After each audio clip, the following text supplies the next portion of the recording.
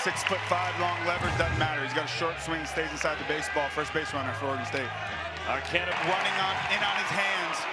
Talked about 6'5" long lever, doesn't matter. He's got a short swing, stays inside the baseball. First base runner. The run in game 1, and he scored the winning run in the bottom of the 10th for Oregon State. As Turley, last year was a first-team All-Pac-12 performer. Of course, this year Oregon State an independent, so I guess he's first-team All-Pac-12 again because they're the only team that's playing in the Pac-12 for right now. That's right. As Washington State for a baseball, he pumped it by him. The deception from Arnold, and it's 1-2 on Turley. And it's a quick on, and you think about how he gets down that mound. It's a little bit nice and easy early, and then it's just explosion. Also a little tough to pick up that high glove for right-handed hitters. Swing and a miss, struck him out. Second strikeout for Arnold, 96 from the All-American lefty, and there's 2 outs. Yeah, not on the fastball. And that's a great sign. Last week, 12 of his 13 strikeouts came via that nasty slider, and today it's been 2 strikeouts, 2 fastballs elevated up in the zone. Looks so good against Jamie Arnold. Tough pitch to catch up to. Now to bring up the catcher, the senior, Wilson Weber, hitting .332 with 12 home runs. Weber yesterday 2 for 4, a couple of doubles, drove in a run, and he takes ball 1 from Arnold. Weber's got an 8-game hitting streak going. After his pair of doubles yesterday, he homered twice in the regional round here in Corvallis, as he hit one last Saturday against TCU and then Sunday against St. Mary's, as Oregon State had to come back through the losers bracket after losing their opener to St. Mary's, the West Coast Conference tournament champions, last Friday night. Arquette running, it's a strike, throw down to second base is offline from Jackson West, and Iva Arquette with a steal. Yeah, and a great one there, and a 2-0 count. That speaks to the headiness of Iva Arquette. He knows, 2-0 count, there's no way Jamie Arnold is worried about me. With the 4th batter up, he takes off, first move easy. 7th stolen base of the year. The pitch, fouled away. 95 from Arnold. And it's 2-2 on Wilson Weber here with 2 outs in the top of the 1st. Now, Oregon State lost to St. Mary's, then came back, eliminated TCU. Faced elimination again on Sunday, beat St. Mary's and USC, and they beat SC to win the regional. As a base hit to left, Arquette around 3rd, and the 2-out RBI single. Wilson Weber gets the Beavs on the board in the 1st.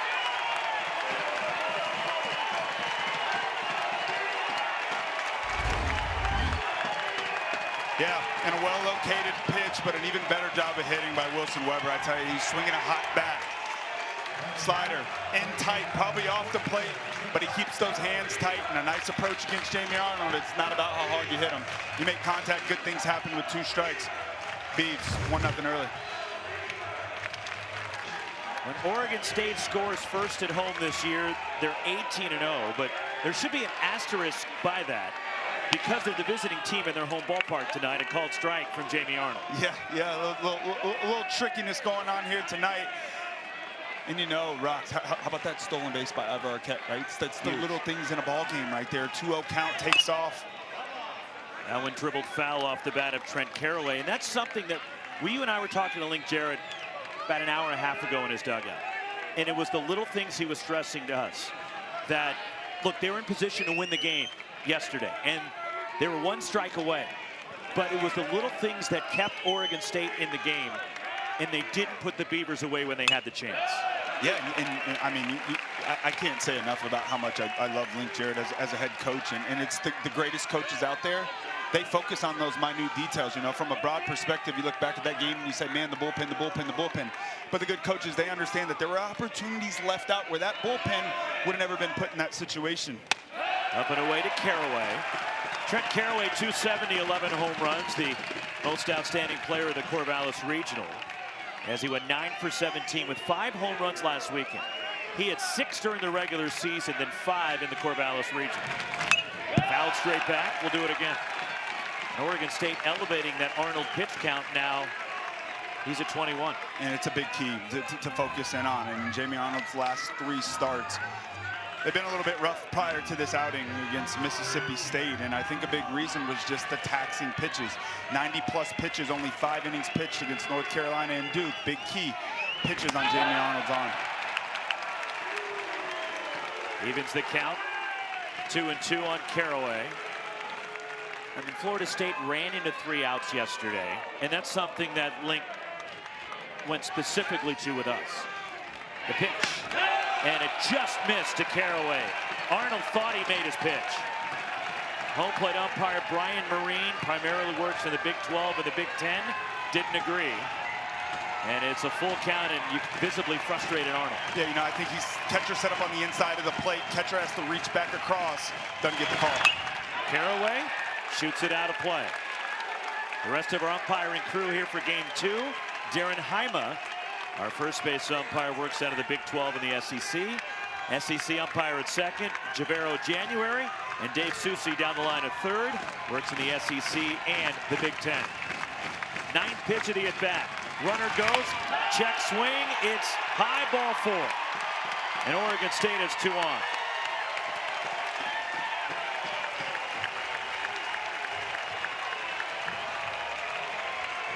That's just a wonderful at-bat right there. Battle, battle, battle. 9-pitch at-bat against Jamie Arnold, sitting at 25 pitches in the first inning, and he looks sharp tonight. You just have to give this Oregon State team a ton of credit for their approach early on. Early mound visit, Micah Posey, the pitching coach for Florida State, emerging from the first base dugout.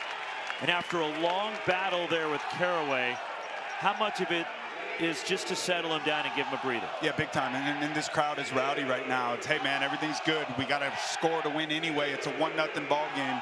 Your stuff looks incredibly sharp. Continue to attack. You're not missing by much. And, you know, when Jamie Arnold is off, the misses can be big. Right now, the misses aren't big. They're small misses. You just got to give Oregon State a ton of credit for laying off those borderline pitches early. Plate umpire Brian Marine heading out to break up the meeting.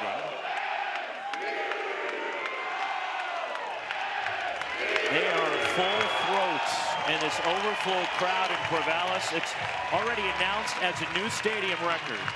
Somebody's got to explain to me how more people keep getting in. 4,408 are reportedly here.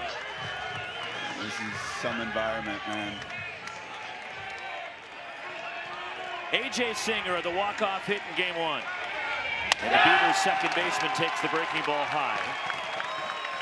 Singer 2 for 5 with an RBI yesterday. 5-game hitting streak, modest hitting streak for the junior. The transfer from Iowa Western Community College.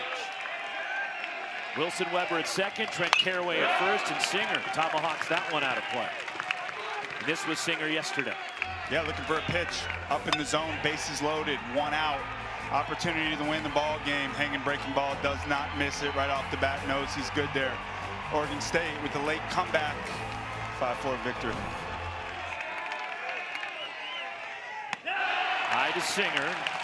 That was with 1 out of the bottom of the 10th. The Beavers had the bases loaded as Florida State was forced to bring the outfield in. And Jamie Arnold early on here working up underneath the baseball. Fastball, he loves it up there. A lot of swing and miss, but the first pitch of the at-bat, slider up in the zone. Careful. Singer in the air, right center field. Hustling over is Gage Harrelson from right. Back. And Cal Fisher hitting 5th in the lineup for Florida State.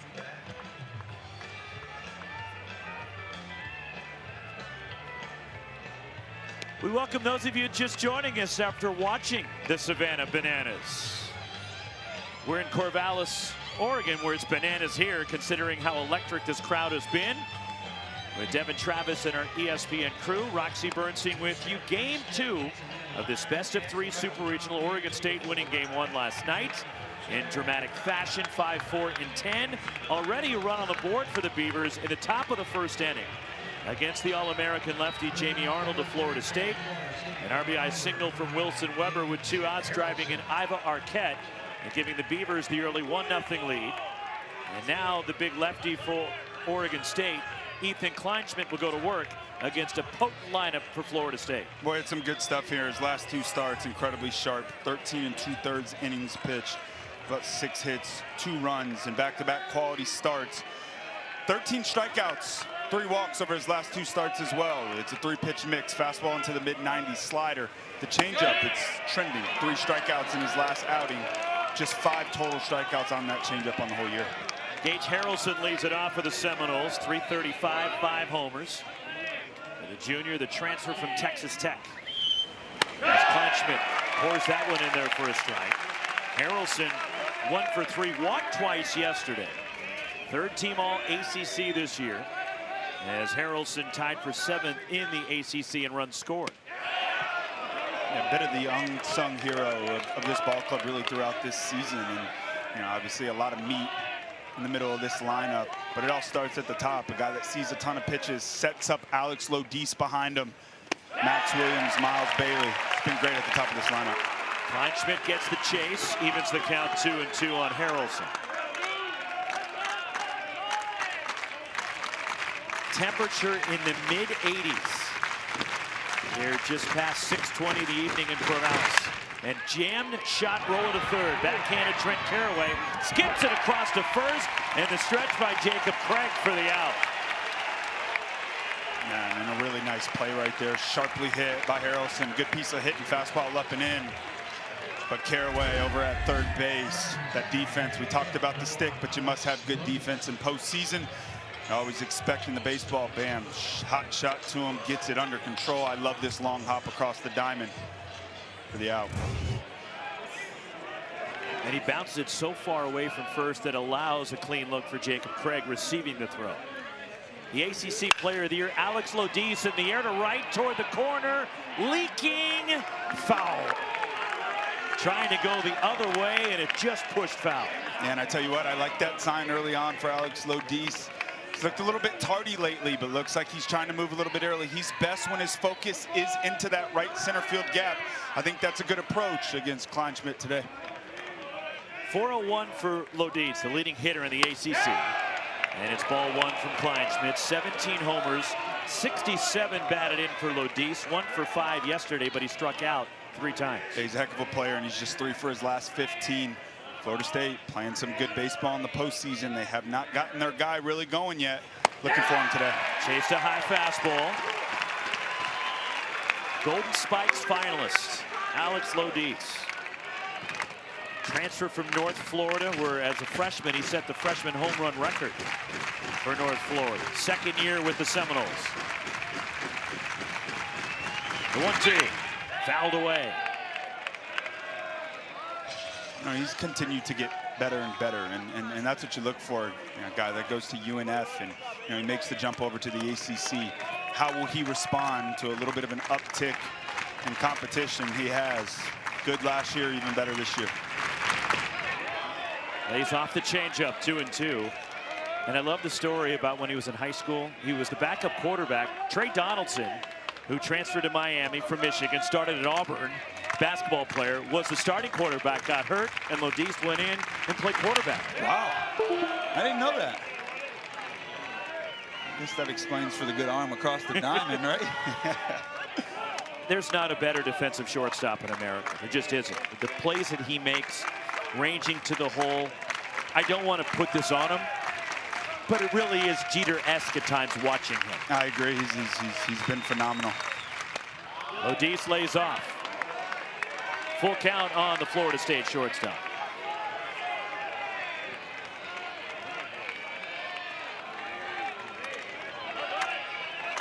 Lodis also 3rd in the ACC in RBIs, 10th in homers. Phenomenal season. The payoff. Swing and a miss, struck him out. 95, it's a good old country hardball from Kleinschmidt. Man, a good battle by Lodis, but Kleinschmidt, he's locked in, and it's been the elevated fastball. Really all throughout this postseason that's given Lodis trouble. Ton of loft in that swing, and there is a ton of pop. But right now, it just looks to be a little disconnected in Kleinschmidt. Locked in, fastball, top of the zone. That barrel falls behind you a little bit, you're running into big trouble. 2 down for Max Williams, center fielder for the Seminoles, and he takes it off the outside. 311, 18 homers for Williams.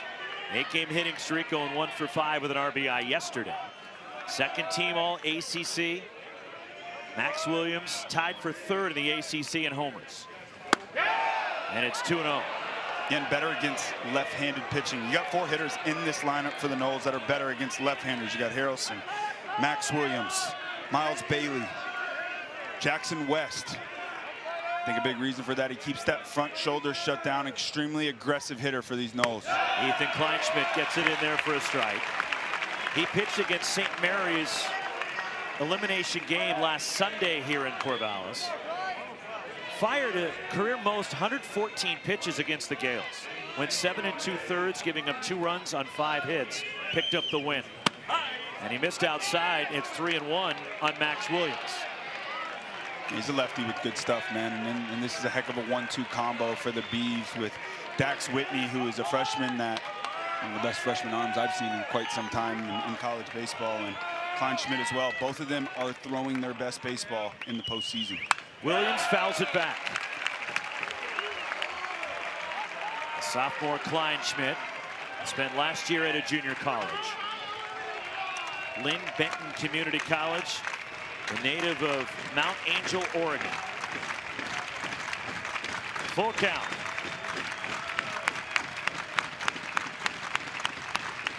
The pitch to Williams. Swing and a miss, struck him out. Threw it by him, 94 and a 1-2-3. Bottom of the first for Ethan Kleinschmidt. DH Tice Peterson, followed by Cannon Reeder and Jacob Craig in the Beavers' second. Yeah, sure does need a quick inning. Now 30 pitches, 29 pitches in that first. 1-1 on Peterson, hitting .282. 4 home runs for Peterson, 1 for 3 in game 1. Homered twice in the regional round last weekend, going 8 for 17. But he's been dealing with shin splints, and he couldn't play on Monday. It got so bad. But back in there for Oregon State this weekend. Yeah, great to see him back in there, man. Shin splints are just no joke. And playing on this turf in metal cleats, it really does beat you up. It's hard underneath that turf. Uneven surface messes with those shins. 2-2 the count on Peterson. And he had 2 homers all season going into that regional. And then he had 2 last weekend, giving him 4 now on the year. That's great timing. Arnold gets the strikeout. Buries it, the back foot, and the 3rd strikeout for Jamie Arnold. 1 gone in the second. As we look at our bracket for the Super Regionals, trying to advance to Omaha. Coastal Carolina going to the Plains and sweeping Auburn. And then earlier today, Miami gets a win, forcing a game 3 in that all-ACC Super in Louisville. And then Arizona, after getting hammered by North Carolina in game 1, comes back in a roller coaster affair and a wild one at Chapel Hill, and evens that series by winning 10-8 today. Man, that's crazy, right? The game of baseball, you lose 18-2, you come back the next day, you win 10-8. Any given day, heck of a response by Arizona, and congrats to Coastal Carolina, headed to the College World Series. 1-0 to Cannon Reeder, hit into left, through the hole, and a base hit, and a line drive single for Reeder, and that's hit number 3 for Oregon State.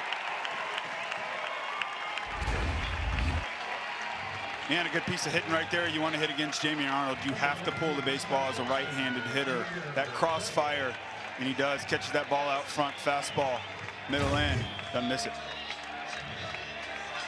1 out base runner for the Beavers. The 9-hitter Jacob Craig, who had the game-tying hit in the bottom of the 9th yesterday on a 2-2 count, and Oregon State was down to their last strike, trailing in the bottom of the 9th. Strike 1 on Craig, hitting .245, and with 13 homers out of the 9th spot in the order. Yeah, big guy, ton of juice, used to have a lot of movement, bigger leg kick. Shut it down, committed to the no stride, minimized movement. Lays off. On appeal, no, he didn't go. And you've seen a lot of success with that adjustment. He's not a guy that needs that big leg kick. Ton of power. More simple move, sees the ball longer, ready to hit early. The pitch. Bounding ball toward the hole and through. And Craig with a single to left. Stopping at second is Reeder. And Oregon State has 2 on with 1 out as they go back to the top of the order, and Easton Talt. Yeah, he continues to swing. A hot bat right there, and Jamie Arnold does a nice job getting this ground ball. Cal Fisher, sure-handed third baseman.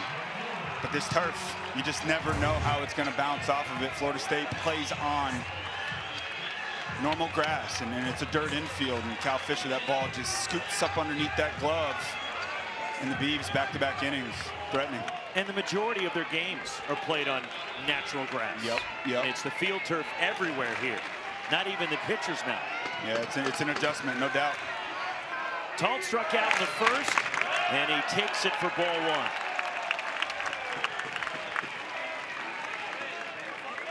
Yeah, leadoff man having a ton of success with runners in scoring position. 355 on the year. Arnold, and he gets the strike. 1-1 the count on Talt. Corners playing up what would be the edge of the grass in the middle of the diamond, cheating for a double play here. Yeah, ton of bunts from Talt. Very good lefty on the mound, can pull it with them. So you see Florida State bring the corners in. Fouled away by Easton Talt. And now with 2 strikes here, you can go ahead and back up your corner infielders, play defense, give yourself a little more room.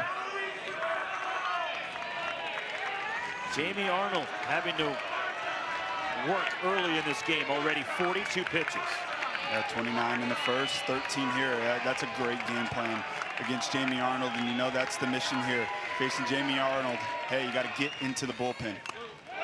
Just getting a piece as Talt fighting off the breaking ball. As Devin told you, Arnold coming off season high 119 pitches in a win against Mississippi State, where he struck out 13 last Saturday in Tallahassee as the Noles swept through the Tallahassee region. Yeah, he's electric. On appeal, no. Really good take there. And it's such a tough pitch to lay off of, man. Left on left, the ball's basically coming from behind you. It's a great take. Talt, 7 home runs on the season, 5 of them with 2 strikes. So this is when he gets to be his best. Got him chasing. Second time that Arnold has struck out Talt, and the 4th for Jamie Arnold. 2 on, 2 out, and Iva Arquette coming up for the Beavers. Yeah, and in the first inning, it was 2 strikeouts, both on the fastball. This inning, 2 strikeouts, both on the slider, and I love this by Jamie Arnold. It's why he's one of the best in the entire country. You take one, but you almost go. Hey, man, I'm coming right back to it. I don't think you can lay off it twice. Talt can't. Big strikeout, 1 to go. Arquette singled, stole a base, and scored in the first, the game's lone run. And that one's just low to the 6'5" Oregon State shortstop for ball 1. As Arnold has won each of his last 2 starts, he beat Duke at the ACC tournament. We're at 5 innings against the Blue Devils, who won their super regional matchup against Murray State earlier today. There's 5 ACC teams into the supers, including Florida State. On the inside edge, and a called strike. 1-2 on Arquette. And you can see they're trying to focus on lanes right here. First pitch, they tried to go away, missed. Middle down, back-to-back pitches on the inner half. Probably looking for a back foot slider here against Arquette. The 1-2. And it just missed from Arnold. Tried the back door with the breaking ball. Yeah, how about that? Change up right there. Just missed out off the outer edge of the plate. And that's a pitch for Jamie Arnold, starter. Really fastball slider coming into the season, but that 3rd pitch, it's been great for him. Hard grounded to second, down to an E, Drew Furrow fields, and he throws out Arquette, and Arnold escapes the jam. Straight drafted in the 20th round, but turned down the White Sox to go to Florida State. As Ethan Kleinschmidt's 2-0 pitch, jam shot loop down the left field side, and that's foul. A home run yesterday for Miles Bailey, and Devin an absolute no-doubter. Yeah, sure is, and he's just doing such a great job getting himself into hitters' counts. The walks, extremely elevated. The strikeouts, way down. He's laying off those borderline pitches, looking for pitches in his strike zone. He's aggressive as well early on in the count, taking advantage of big-time mistakes. Top of the zone from Kleinschmidt. As Bailey tied for 4th now in the ACC with 18 home runs, along with Max Williams, his teammate. As Bailey's got an 8-game hitting streak going for the Seminoles. 2-2 leading off the last of the second. Ethan Kleinschmidt. Did it go? Yes. Trying to hold up on the slider and could not. And the 3rd strikeout, and Kleinschmidt's retired the first 4 Seminoles to start his night. And how about it? 3 strikeouts in a row for Kleinschmidt. He's locked in early. Goes to the slider there. Miles Bailey can't hold up. And I mean, you think about this Florida State offense, a ton of power, really, 1 through 9 in this lineup. Guys that can change the ball game with one swing. But yesterday, 15 strikeouts, 46 strikeouts over their last 3 games. So 3 strikeouts early on here. Big focus for Florida State. 2-strike hitting has to be better. Link told us that. Off speed drops in there. Cal Fisher had 2 hits yesterday, the sophomore 3rd baseman for Florida State. He's reached base in 23 straight games, hitting .313, 8 home runs. And the 1-strike pitch, ground ball near the bag at second base. A.J. Singer rifles to first, 2 outs.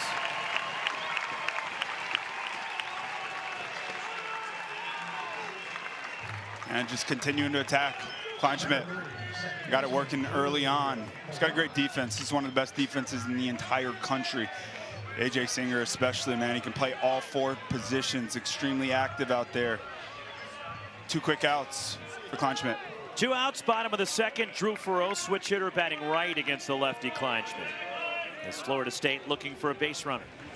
And Farreau fouls it away. 307, 16 homers for the Florida State second baseman. First team all ACC this year. 1 for 4, scored 2 runs yesterday in game 1. And I need to correct myself. The story I was telling about Alex Lodice was actually Drew Farreau, who was the backup to Trey Donaldson. Jammed and fouled back to the screen. Yeah, big, strong, physical second baseman. And really, year over year, the biggest thing I've been impressed with Drew Farreau is the improvements he's made from the right side. What a talent to be able to be a switch hitter in today's game with all the funky arm actions from right and left-handed guys. He's made a lot of nice adjustments. Tapped at the plate, foul as Farreau fights it off. And the interesting thing to me that stood out, we talked to Link Jarrett Thursday before this Super Regional began, is, look, he's coached a lot of great players and great teams. Drew Farreau's the best second baseman, he said, that he's ever coached. Wow. He's coached some good ones, man, and he's got a ton better. You know, really, the double play has been extremely impressive this year. He's a second baseman, natural shortstop, big time on. Out toward right center. That's a hit for Farreau to the alleyway. This one skips, and a sliding stop on the warning track by Cannon Reeder, and cruising into second base. Opposite field, Drew Farreau a double, and the first base runner for Florida State. Boy, oh boy, that's hitting right there, baby. Up in the zone, drives it into right center field. And you think about last night, a little bit of a hangover early on for the Noles. They're looking for something to create some momentum back on their side. It was 2-out hitting yesterday. That was the big-time key for these Noles. 3 of their 4 runs scored with 2 outs. And Drew Farreau right there, beautiful piece of hitting. First base runner for the Noles, first man in scoring position. An opportunity right here for Delamalier, the guy that's been inserted into this lineup against left-handed pitching. Big knock yesterday. 1 for 2, came up as a pinch hitter yesterday, driving in a run, and he fouls that off his front foot at home plate. And it's 0-1 on Brody Delamalier. Made 1 start in the regional round for Florida State last Saturday against Mississippi State. He's got some juice, man. Everyday left fielder early on in the season. Chase Williams, shoulder problems, not playing. Got an opportunity to get a lot of playing time back in the lineup late in the season. Fouled off at the plate. Delamalier originally had committed to Link Jarrett when Link was coaching Notre Dame. And then when Link came home to Tallahassee as Jarrett, a former Florida State infielder, Delamalier followed Link Jarrett to Florida State. Yeah, you commit to the head coach. He wanted to play for Link Jarrett. Link leaves, comes back home to his Noles.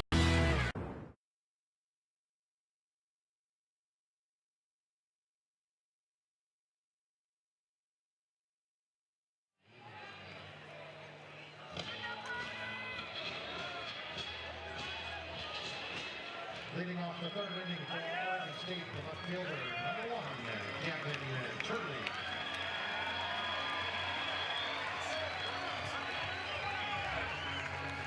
All right, Dari, the Corvallis Super Regional as we go to the third. Heart of the order for Oregon State against Jamie Arnold, Gavin Turley, Wilson Weber, Trent Caraway. And the lefty delivers and trying to bunt. And Turley fouls it off as he took a peek with Cal Fisher playing deep at third. And the all-time home run leader in Beavers history was going to drop one down. Oh, yeah, and this is a team that can really slug. And these are two very similar ball clubs. Both hit a lot of home runs, both pitch well, both play great defense. This Oregon State team, the way they differ is they are willing to take their hits with bunts when the defense allows. 0-2 on Turley, who struck out in the first inning against Arnold. Arnold has struck out 4. But he has to be efficient. Yes, he does. His pitch count is climbing.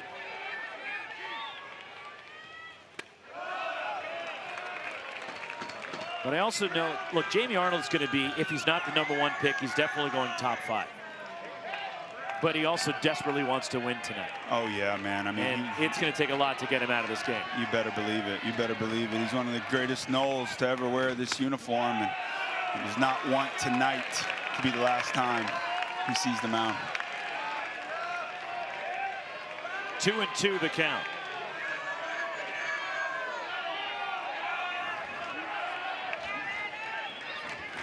That one's toward the feet of Turley, and it hit his front foot. And Turley, a leadoff hit by pitch and a base runner for Oregon State. And that is, for Arnold, the 15th batter he has hit this season as he take a look at the other side of the bracket. As Dari updated you on UCLA coming back against UTSA. Duke with a win. LSU clobbers West Virginia in game 1 in Baton Rouge. Then Arkansas and a wild scene in Fayetteville, taking game 1 from Tennessee. Chris Pollard, the Duke Blue Devils.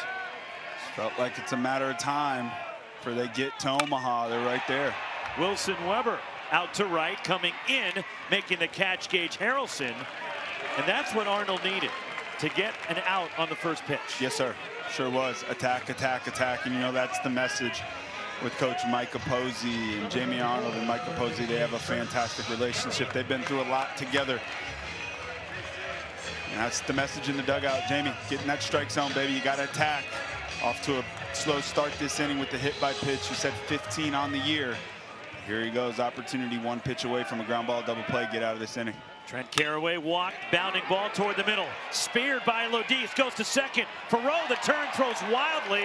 Luckily for Florida State, it hit the railing and bounced right to Miles Bailey and did not go into the dugout, which would have given Trent Caraway second base. But what a phenomenal play by Lodis to get the out at second. Boy, he can play some shortstop flat out, man. I love to watch this guy play. Not an easy play. How about that big hop right there? Stays with it. And Drew Farrow right there, no problem at all. Gets a break.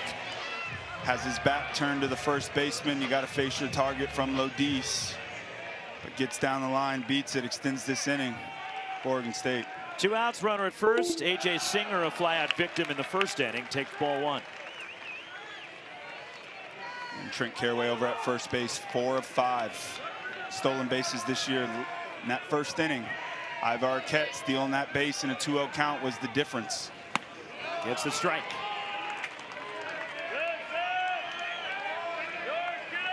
Anytime you're running against Jamie Arnold, it has to be first move. Hard to get a read here with Jamie. He's quick to the plate. If you're going, you just got to believe it on that first action. 2-1. Trent Caraway, the runner at first. Running the first for the Beavers on the Wilson Weber RBI single. Singer lifts this one back out of play. 50 pitches coming into this inning for Jamie Arnold, sitting at 11 pitches this inning. Felt like 65 was the number this inning. You stay under 65 pitches. Doing 119 pitches a week ago. Reason he didn't start yesterday. Give him that 4 weeks rest. Big inning for Jamie. Ground ball near second base. Drew Farrow gobbles it up, gets the force. The Beavers are gone in the third. A runner left. Go to the bottom of the third, 8-9-1. Coming up for the Knowles. Will come moment And for this team, it's supposed to happen this way, right? The way you battled through the losers bracket last weekend. And then yesterday was just another symbol of that. Is that another example of the character that you have in your program right now? I think the examples are all around us, on the field and off the field, who these guys are and how they go about their business, why they love this place so much. And you can tell by the way that they play, the way that they interact with the fans and the kids after the game, you know, how they pick each other up regardless of the situation. So even yesterday, it just shows a ton of heart. Craig right there, you know, down to the last strike, and he's locked in. The guys are right there behind him. It was just such a positive moment. Coach, you look like you got a great game plan against Jamie Arnold early on in this ball game. 62 pitches. Was that a big focus coming into this game? Is trying to find a way to get to the bullpen? You know, it wasn't sitting taking too many pitches. It was actually, our plan is to be aggressive to stuff in the middle of the zone, making sure that, you know, we're not taking high quality pitches. That would be a shame. Our guys have, you know, they look balanced in the box right now. They look like they're seeing it pretty well. He's got really good stuff, and so it requires our focus to be on point, which is good. I like where we're at. You know, Arquette going down. All right. Next pitch, baby. Here you go. I like that, you know, Arquette, two at-bats in a row. Hard ground balls, you know, and a lot of the other guys, Craig, working low, because a lot of guys miss underneath his stuff because it has some good rides. So I like where they're at right now. Mitch, thanks for the time. Appreciate it. Thank you, guys. Go Mitch, Beast. thank you. Cheers.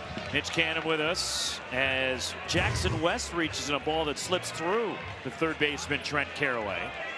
A leadoff base runner for Florida State, an error on the Beavers' third baseman. And now the 9-hitter Chase Williams digs in. Leadoff base runner. Chase Williams, guy they got to get going. Takes ball one after showing bunt. Dynamic part of this lineup is Chase Williams, the guy moved down to the 9-hole, hitting in the 7-hole really for the bulk of this season. Second leadoff man. This guy's going to hit leadoff for this club next year. Got to get him rolling.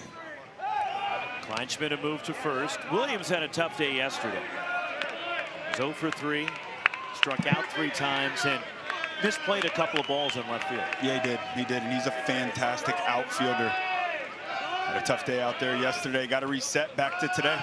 And he takes ball 2. Once again, Williams showing bunt, but Kleinschmidt not finding the zone. Yeah, here in a 2-0 count. Not thinking we're going to see a bunt. Florida State, not a club that bunts a ton. Chase Williams, guy that's been struggling as of late. 8 strikeouts in his last 10 at-bats. Opportunity for a fastball. Only 10 sacrifice bunts all season for Florida State. Williams doesn't have one. And now it's 3-0. And you have a hitter, Devin, trying to give himself up. But Kleinschmidt needs to throw a strike. Yes, he does. Down 3-0 here. Florida State gets their first leadoff man on of the day. And 3 straight balls in the driver's seat here for Chase. You know he's taking here. Oh, yeah. As Kleinschmidt grooves one in there for a strike. Now it's 3-1 on Chase Williams, hitting .340 on the year. With the 3-1 count, what do you do? Yeah, I think you're letting him swing away here early in the ball game. He works himself to a 3-1 count extremely hard to get to a 3-1 count as a hitter. Bunted foul to the screen, and it's full on Williams, who is a switch hitter by trade, but because of the shoulder injury he suffered in early March, he's been relegated to batting left-handed the rest of the way. Man, it's so tough, and it's such an advantage for a switch hitter. You think about bunting a tough lefty here, left on left. You mentioned no sacrifice bunts on the year. Having to bunt left on left here, something he's never done. Swing and a miss, struck him out. 5th strikeout for Kleinschmidt. And after it was 3-0 on Chase Williams, Kleinschmidt battles back. Yeah, he sure does. That's why he's one of the best left-handed pitchers in the entire country, having a fantastic year. That's 5 strikeouts on the night, 3-0. Count battles his way back, gets a big strikeout, and Florida State, top of the lineup up here. Second time through the lineup, Florida State hitters on the year hitting .344. 7th best in Division I baseball, and the 2nd best of all teams that are left here in the Sweet 16. Gage Harrelson grounded out in the 1st. Short lead at first for Jackson West, reached on an error, and Harrelson runs to bunt. And that was more dragging and trying to bunt his way on than it was to sacrifice. Oh yeah, trying to steal a hit. Said Florida State, the way they differ from Oregon State is they don't bunt a ton, and next thing you know, back-to-back hitters attempting bunts. Ethan Kleinschmidt, the one-strike pitch, and that's on the outer half of the plate, and it's 0-2 on Harrelson.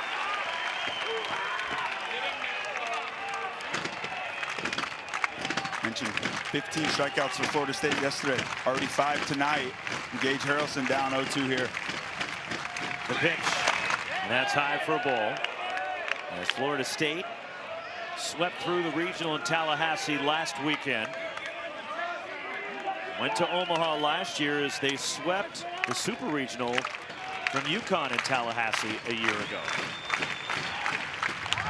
As they won the opening game of that Super, they pounded out 24 runs against UConn. 24-4 in game 1. Then it took them 12 innings to win game 2, 10-8. And then they were on to Omaha in the College World Series. Baseball. Harrelson down on strikes. 6th for Kleinschmidt, 2 gone.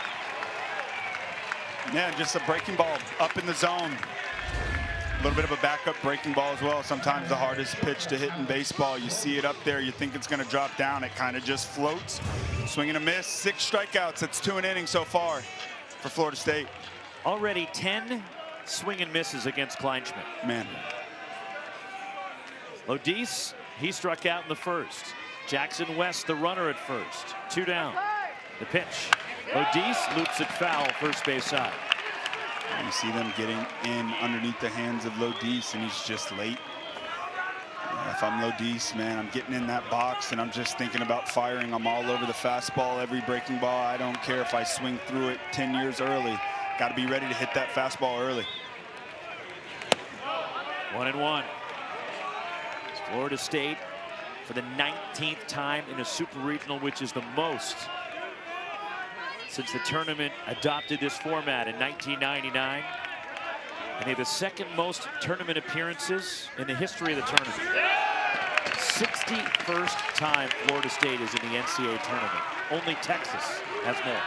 And still chasing that first national title. All the success had in Tallahassee.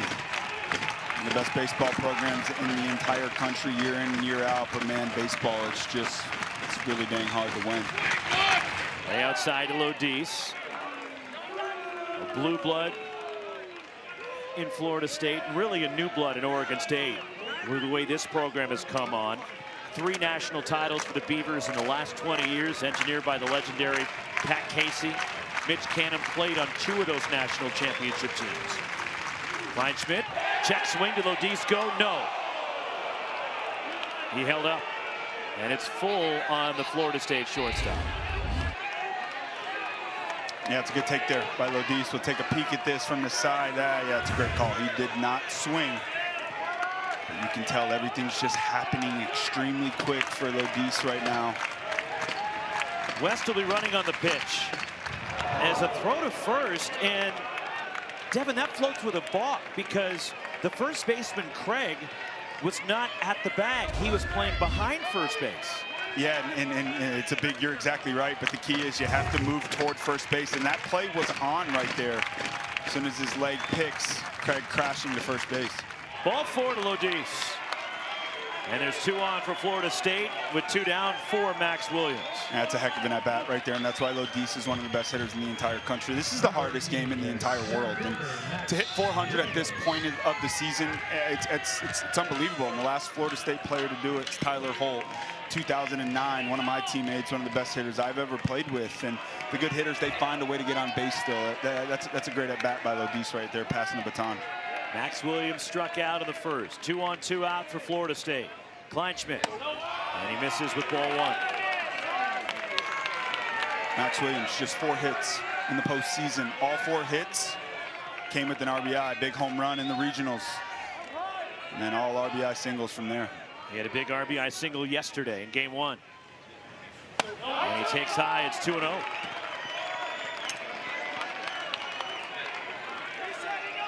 Max Williams, one of these lefties, better against left-handed pitching. Here in the driver's seat, 2-0 count. The catcher Wilson Weber going out to the mound. Mentioned Mitch Canham won those national titles playing for Pat Casey. The back-to-back in 2006 and 2007 when they played North Carolina in the championship series in both years. Yeah. Pretty dang cool. Plays for the legend, and Paul Casey wins 2 national championships. Now gets to come back home and lead this squad. And Rox, you see those shadows? How tough is it to hit right now because of the shadows? Oh my God, it's a disaster. And by no means is this an excuse for Florida State. In Tallahassee, Dick Howser Stadium, that's where I played collegiate baseball in the shadows. It's real this time of year. It's incredibly tough though. Line the other way, and Max Williams a single. Around third, Jackson West will come home and tie the game for Florida State.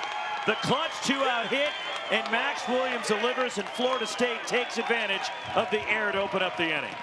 Yes, they sure do. And there goes that guy, Max Williams, man. I tell you, clutch hitting, you got to have it in the postseason. Now 5 hits. Every hit has mattered a ton for Max Williams, and he's better left on left.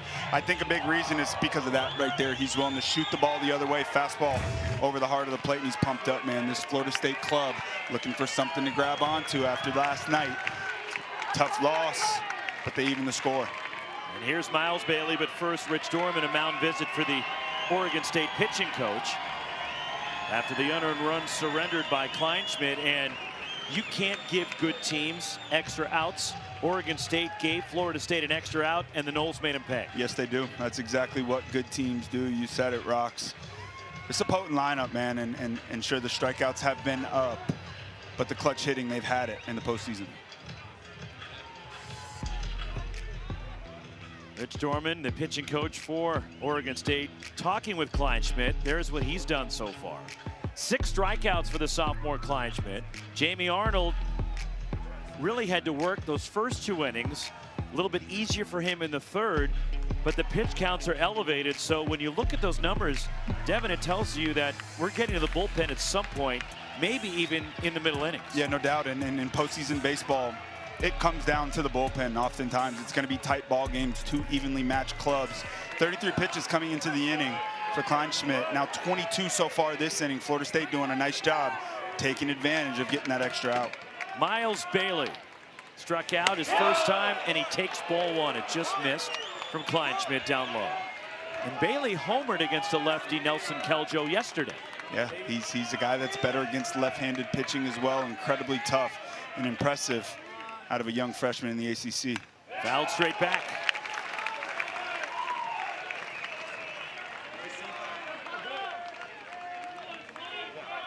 And you know, Miles, he just doesn't have a lot going on. You know, you think about power hitters and the big leg kick and a ton of action going on. Big, strong guy. Nice, simple move. 1-1 on Bailey. The pitch. Chopped foul by Miles Bailey. 1-2 the count on the big freshman for Florida State. Fantastic job here by Kleinschmidt after the mound visit. Attacking the strike zone, working ahead. Looking for his 7th strikeout of the night. Lodis at second. Max Williams, the runner, at first. The pitch. Line drive on the ground. A couple of hops to second base. From short right, A.J. Singer throws out Miles Bailey. And Florida State gets the run to tie the game. Max Williams delivers the.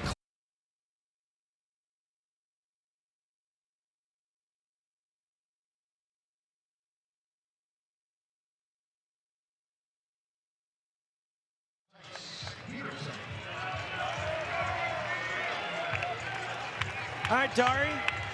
Michael Barnett got the win. Now 12-1 for UCLA this year in a 5-2 win as John Savage's team takes the opening game of that super. Bottom of the order for Oregon State as we move along to the 4th. Tice Peterson, Cannon Reeder, Jacob Craig, as Peterson struck out in the 2nd against Jamie Arnold. The 1-0, the other way, sinking in right, and right toward Gage Harrelson, who makes the catch. Oh, Craig is locked in, man. Take that slider and be able to drive that ball. Hit that hard to right field. It's a great sign for Craig. And a quick out for Jamie Arnold. Our game track, as the Beavers got the RBI single in the 1st from Wilson Weber, and the unearned run for Florida State on the 2-out RBI hit from Max Williams in the 3rd. As we are 1-1 in the top of the 4th here in game 2 after the Oregon State dramatic win in 10 yesterday. Cannon Reeder singled in the 2nd. Beavers center fielder lifts this one out of play, and it's 0-1 on Reeder. And Jamie Arnold in that strike zone attacking. 12 pitches last inning. That was big for him. 50 pitches rolling into that 3rd inning. Needed a quick one and got it. Looks like he's finding himself settling in here after 119 pitches a week ago. Called strike. 0-2 on Reeder. The bottom of the order has come up big so far for Oregon State in this Super Regional, and it was Jacob Craig who's on deck, who had the big 2-run single to tie the game yesterday. But the bottom 3 hitters are 7 for 15 so far against Florida State pitching. Man, you think about how potent this lineup is. You're able to get some length from 7, 8, 9 rolling into Talt and Arquette and Turley. That's a scary, scary thing for opposing defenses. 1-2 on Reeder. Arnold. And it's fought off down the right side, out of play. And excuse me, that was Tice Peterson who shot that ball to right field to lead off this inning. Sorry, Tice. Beautiful piece of hitting.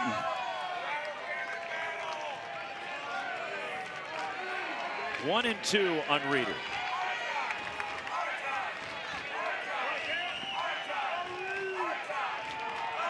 Arnold, the pitch. Another foul out of play. As Reeder spoiling some pitches and making that pitch count rise for Jamie Arnold. Yeah, so frustrating for a pitcher on the mound who's attacking, making his pitches. Jamie Arnold, he's a tough guy to get to in a 3-0 count. 2-strike count, just put the bat on the ball, foul him off, hope for a mistake.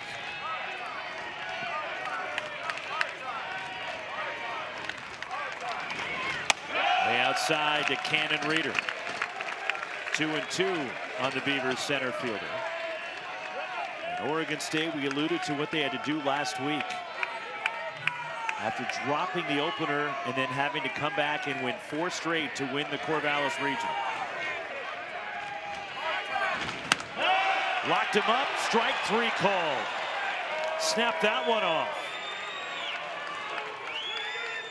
Man, you think about that 1-2 pitch, right? And that fastball that just takes off way away. And, you know, the really good pitchers, there's no such thing as a waste pitch. They use that miss to grab a strike. And out of the hand, it looks like that pitch is headed to the exact location that fastball was headed the pitch before. But Jamie Arnold rips the slider on that same lane, gets the take. That's just nasty. 5 strikeouts for Arnold. Jacob Craig, who singled in the 2nd, takes ball 1. 10th appearance in a super regional for Oregon State, and a liner, and moving up the middle. Drew Farreau reaches across his body, and 2 at 9 Eastern, 6 Pacific. Florida State would need to win to force that winner-take-all game 3 here tomorrow night. Yeah, and it's a tight ball game early here with the Noles. Jamie Arnold doing an incredible job settling down the last 2 innings. 12 pitches and 11 pitches. And Kleinschmidt, sharp 6 strikeouts, battling out of that jam last inning.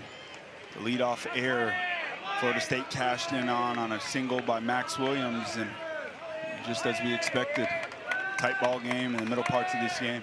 Cal Fisher grounded out in the 2nd, and he takes ball 2 from Ethan Kleinschmidt. And it's 2-1 on the Florida State second baseman.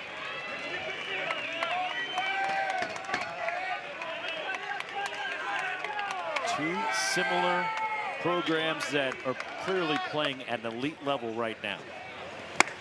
Tied up Fisher. And you alluded to it. Both teams hit homers. Both teams have tremendous pitching. They play sparkling defense. And yesterday's game and how well it was played on both sides and how dramatic it was, a product of 2 teams that are eerily similar. Yeah, it's well said.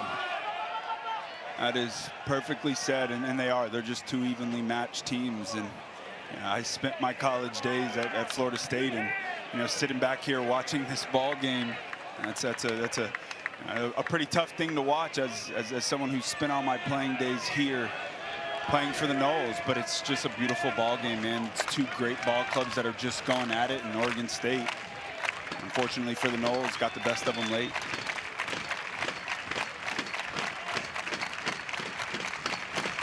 The pitch fouled straight back by Fisher. And we'll do it again. Fisher followed by Drew Farreau and Brody DeLaMeliere here in the home half of the fourth for Florida State. Florida State battling with 2 strikes. Mentioned Oregon State fighting off tough pitches against Jamie Arnold. Kleinschmidt, pitch count. Running up. Florida State doing a nice job. Swing and a miss, got him. Cal Fisher strikes out. That's 7 for Kleinschmidt. Yeah, baby, he's got that slider working, man. Just continuing to attack. Florida State fouling off tough pitches. But when a pitcher has his go-to pitch locked in, that slider, he wins. Well located. 7 strikeouts on the night. 1 out. Here is Drew Farreau, who doubled in the 2nd inning. Second baseman for the Seminoles. We're playing in the NCAA tournament on the West Coast for just the 2nd time. You think of the 61 tournament appearances for Florida State. This is only the 2nd time they have traveled to the West Coast for an NCAA tournament. Very hard to believe. Swing and a foul out of play. And the only other time Florida State played out west, you got to go back to 1996. They went to a regional hosted by Stanford at Sunken Diamond. They swept the regional. Florida State advanced. Back then, you won the regional, you went to the College World Series. It was a different format. As Farreau takes the ball, as they beat Stanford, and on that Stanford Cardinal team, their top pitcher was none other than our teammate here at ESPN, KP. Nice. Kyle Peterson. KP. What a great man. I remember him Little League World Series. It was his first year doing this. Met him in Omaha. My wife babysat his kids. She's from Omaha, Nebraska. And now Stanford's an ACC foe to the Florida State Seminoles. Crazy. Still trying to wrap my head around the Cal and Stanford in the ACC. Atlantic Pacific Coast. The All-Coast Conference. That's right. That's right. 2-2 the count on Farreau. And it just missed low from Kleinschmidt and a full count. Yeah, that's a good take there. That ball's down. Well-located pitch. But that was a Florida State team that had Adam Farreau, Drew's dad, on that team. Wow. Along with J.D. Drew, Randy Choate was pitching for Florida State then. And also on that Stanford team was A.J. Hinch, the manager now of the Tigers. As Farreau goes down swinging, that is 8 for Kleinschmidt. And there's 2 outs in the last of the 4th.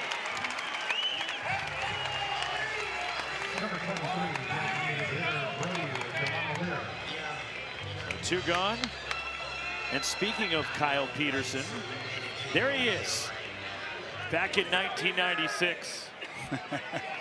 Nice glasses, KP. Man, You he think was he nasty. cringes every time that picture gets put up? Oh, because yeah. we abuse it. We do. Yeah, you better believe he does. Strike 1 to Brody DeLaMeliere, who struck out in the 2nd inning. But that Stanford rotation that year had KP, Chad Hutchinson, who went on to the NFL and pitched in the big leagues, who was a quarterback, and Jeff Austin, who was a first-round draft pick as well. That was Stanford's rotation that year, and he had A.J. Hinch catching. Wow. And the Knowles rolled in there and got him.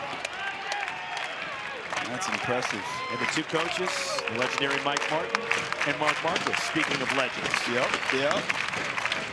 Really cool. 0-2 on DeLaMeliere.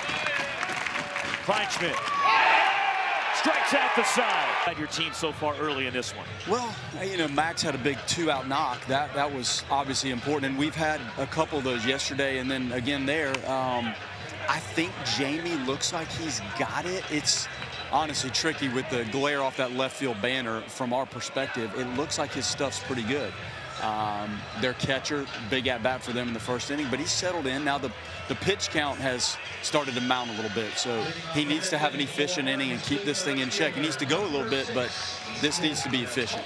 Link, I know you make no excuses for your hitters, and you guys deal with these shadows in Tallahassee, as we remember in our playing days.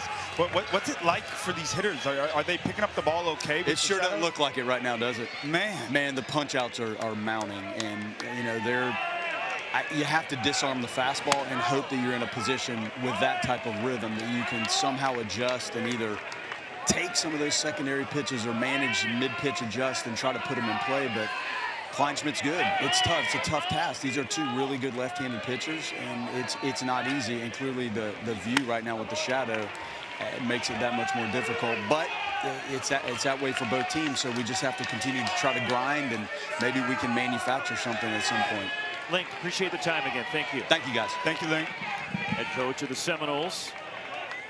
1-1, Talt leading off the fifth, and he lines it foul down the right field side as Easton Talt has struck out twice so far tonight.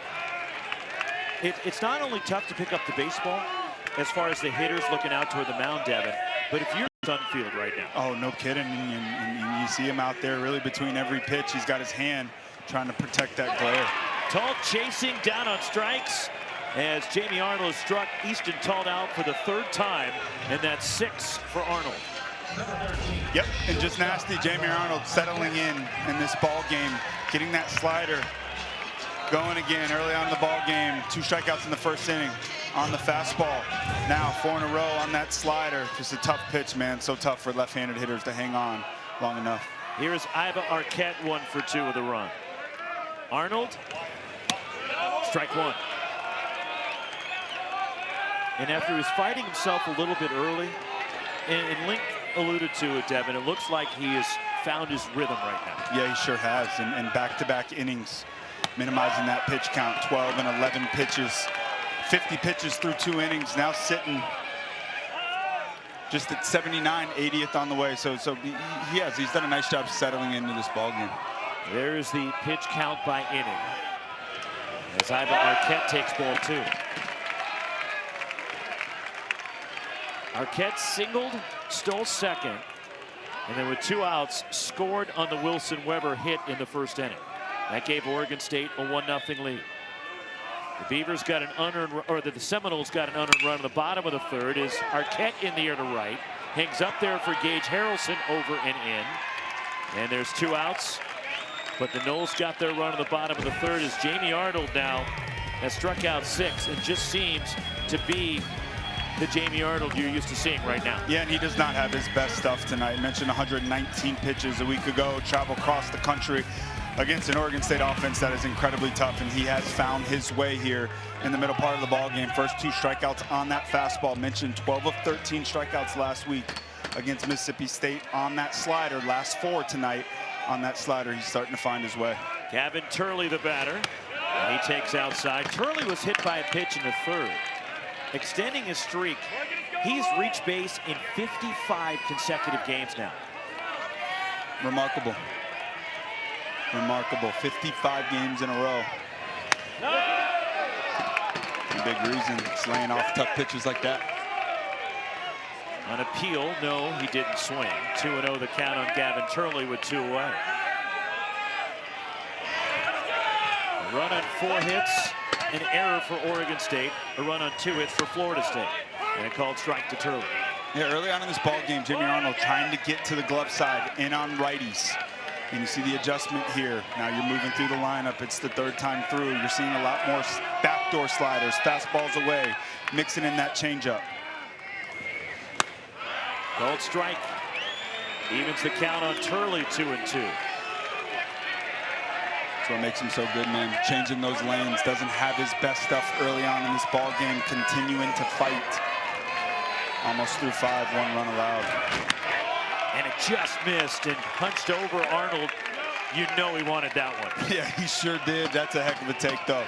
That ball is off the plate. Left-handed slider coming from that arm slot. Just missed the front edge. Good take. Sky a mile high in the infield. Miles Bailey giving way to Drew Farreau, taking one for Florida State in the 3rd. And on a sharply hit ball over at third base, Caraway playing in, ate him up a bit. You mentioned 2-out hitting. That was the story yesterday for the Noles. 3 2-out RBIs, 2 2-out RBIs for Oregon State. Oftentimes, it's that big hit with 2 outs that ends up being the difference in the ball game. 1-1 on Jackson West. Did not get into the game yesterday as Hunter Carnes was behind the plate, the freshman for Florida State. He had a good day.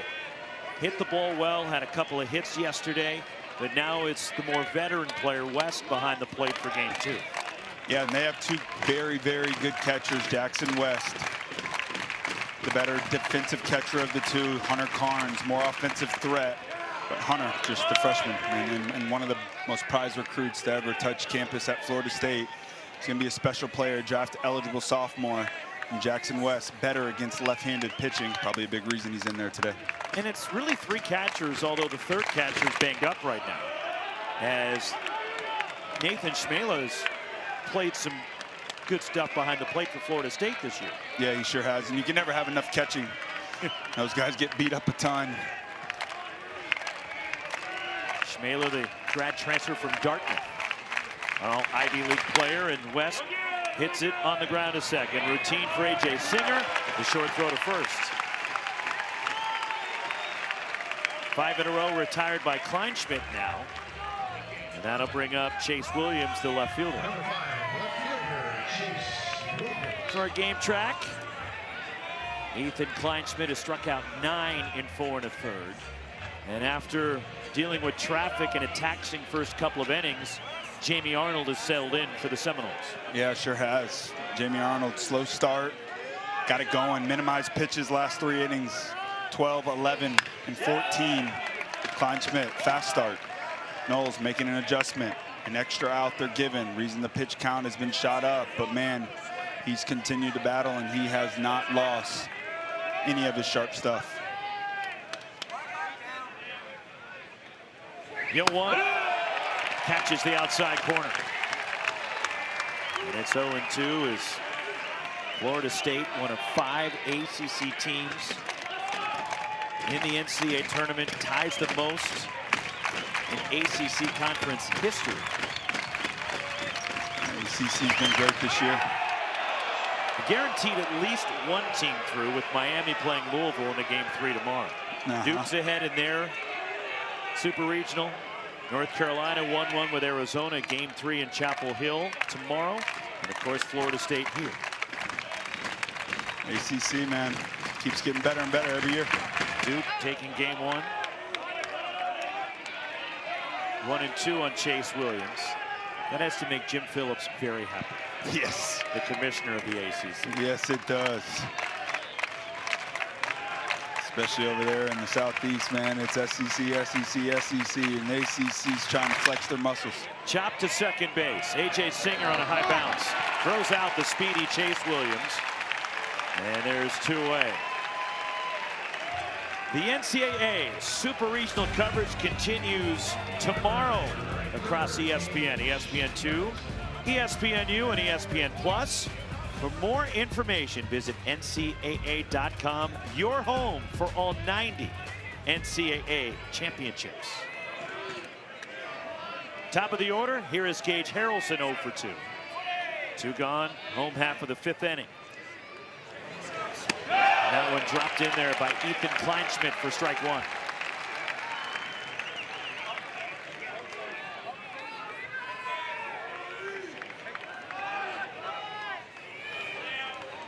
Pitch. 0-2, good breaking ball. Yeah, it is, and you see him changing speeds of that breaking ball. That's not a slider and a curveball, but you can tell he's got great feel tonight. He's able to drop off some miles per hour, flip in that early breaking ball, go to the harder slider. Just lays off that breaking ball running away. And it's 1-2 on Harrelson. Harrelson last at bat struck out on that slider. Very similar pitch to that one right there. It was a little bit of a backup slider up in the zone. Never came down and he missed. Tries to go back to it right there. The pitch. Fouled back. As Harrelson fights it off. And you see 94 still got it. 90 pitches into this ball game, has not dropped any velo. It's a great sign.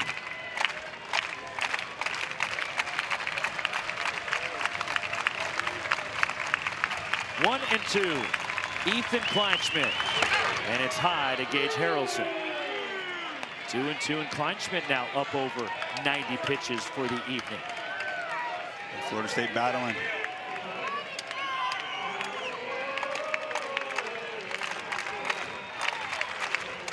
The pitch, Foul back, fought off by Harrelson, doing what a leadoff batter does. Yes, sir.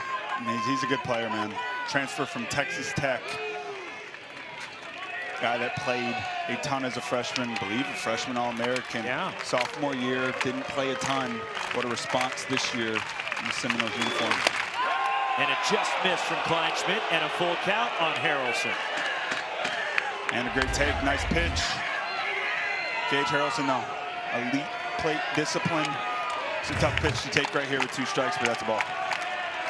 Borderline pitch that goes Harrelson's way.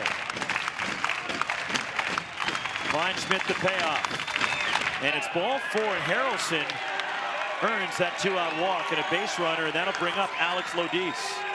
And you see Kleinschmidt extremely frustrated right there, but you talk about it, fouling off those tough pitches. You got a guy on the mound who's in a groove, 90+ pitches, knows there's not a ton left in the tank, but you grind it out, you battle, and 2-out hitting. It's been the story for Florida State, extending the inning for this guy right here, Alex Lodis, one of the best players in the entire country. An opportunity to really make his moment here in the postseason. Team leading 35th walk for Harrelson. Lodis walked in the 3rd, struck out in the 1st against Kleinschmidt, and that's fouled straight back. That's a better hack right there from Lodis. Looks like he's getting moving early, trying to stay committed to that fastball. You see him talking to himself, stay through the ball, work your bat through, out toward the pitcher, stay through the ball as long as you can. Chopped near second base. Singer flips. Iva Arquette at the bag. Side retired, a runner left for Florida State. Middle 3rd of the order coming up. Fantastic lefties going at it tonight. Wilson Weber, the RBI single, driving in the lone run for Oregon State back in the 1st. He's 1 for 2, followed by Trent Caraway and A.J. Singer in the Oregon State 6th. Man, and he is locked in at the plate right now.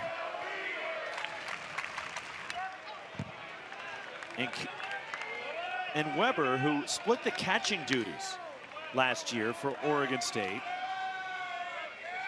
And you think about the success that Oregon State had at catcher last year between not just Wilson Weber, but the really embarrassment of riches, because they also had Tanner Smith, who's now the starting catcher for Miami. And a team that's going to a Game 3 in a Super Regional Louisville tomorrow. They split time behind the plate, and that one's punched the other way into right. And Weber has 2 hits and a leadoff base runner to open up the 6th for Oregon State. Yeah, it's fair to say that both Miami and Oregon State are completely happy the way that it worked out for both guys. And he's just locked in at the plate right now, man. He goes to the changeup, out over the plate. Pitch before, and right there, fastball up and away, misses his spot, trying to go up and in. And just a nice simple swing. 2-strike hitting. Thing of beauty. Weber aboard for Trent Caraway. Has walked and bounced into a fielder's choice. And Caraway takes a strike from Arnold. So Florida State went to Omaha last year. Oregon State won the regional here in Corvallis, beating UC Irvine in the regional final a year ago.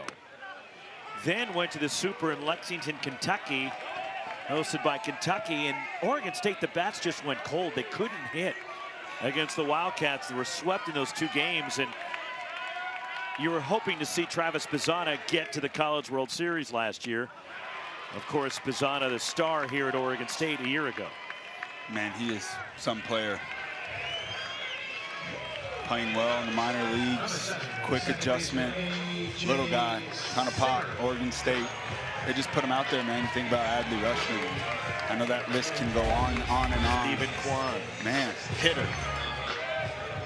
I'll tell you what, I never had to face a slider like that, and tell you they're grateful for that. It's just nasty. 7th of the day. 7th strikeout for Arnold. A called strike to A.J. Singer, who is 0 for 2.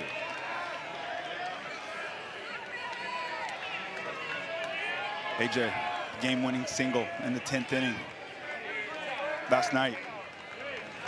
0 for 2 today. 1-1 on Singer. Trevor Larnach also in the big leagues in a 2018 national championship team for Oregon State that had the likes of Nick Madrigal. They produce him. Singer in the air to center, fighting the sun. hit right at Max Williams, who makes the catch. But you saw him, Devin, put the glove up to shade his eyes, looking right into the sun to catch the fly ball. Yeah, it's sitting right up behind us. And he's got glasses on, but that glare can be incredibly tough. And once again, Jamie Arnold, it's been pretty consistent today. When he's missed arm side, he's gone back to the slider right off that lane. You could tell he was frustrated right there with his head over his hands over his head. You see Max battling that sun. Tice Peterson in the air to right, playable. Gage Harrelson roaming over toward the alleyway. Leadoff single is stranded as Arnold then gets 1-2-3 after the hit. Full day of college baseball. Yes, sir. Best time of the year. Max Williams fouls it out of play. An RBI single in the third, driving in the run for Florida State earlier. And also, you have tomorrow Red Sox Yankees Sunday Night Baseball. Oh, sweet. On ESPN. That's awesome. Best rivalry in Major League Baseball. Just missed to Max Williams. By the way, you see our friends in the front row? They're back. The party is still on. Double stack cans. Right near the Pac-12 logo behind the plate. They slept here last night, but they cleaned up the damage and reset.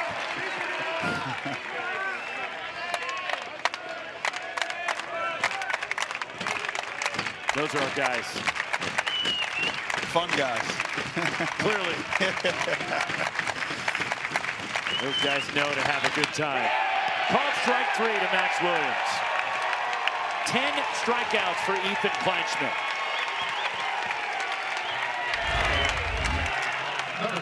Yeah, and a lot of the strikeouts today coming on that slider, and that's just a fastball. Middle. Max Williams. Why does he take that? Well, he probably sells out to the breaking ball left on left, thinking it's coming. Ball shoots out 93, 94 miles per hour. It looks like 104 when you're sitting breaking ball. 10th strikeout of the day at 100 pitches. His second double-digit strikeout performance of the season. Rolled to first, handled by Jacob Craig. And a 1-pitch out, and there's 2 gone. But 10 strikeouts for Kleinschmidt, who struck out 12 in a start at Oregon, April 27th. Boy, oh boy, he's got it all going. Dax Whitney last night, fantastic outing. You knew you needed a big one. Dax just 4 2/3. Starter needed length, and boy, oh boy, is he giving it. He's got it all going, man. 6 strikeouts on that slider. Now 4 on the fastball. Super impressed, man, going against the best left-handed pitcher in all of college baseball, and he has matched him pitch for pitch. Strike 1 to Cal Fisher, who didn't agree. He is 0 for 2 with a ground out and a strikeout, and now running conversation with the plate up Brian Marine. Man, just 6 pitches in this inning so far. 96 coming into it. Quick inning here. Maybe Kleinschmidt comes back. 114 pitches was his season high last week. 1-1 on Fisher. 4th time he has gone over the century mark in pitches. 8-3 on the year for Kleinschmidt. Chopped toward third, but gloved wide of the bag. Foul by Trent Caraway. And it's 1-2 on the Florida State third baseman.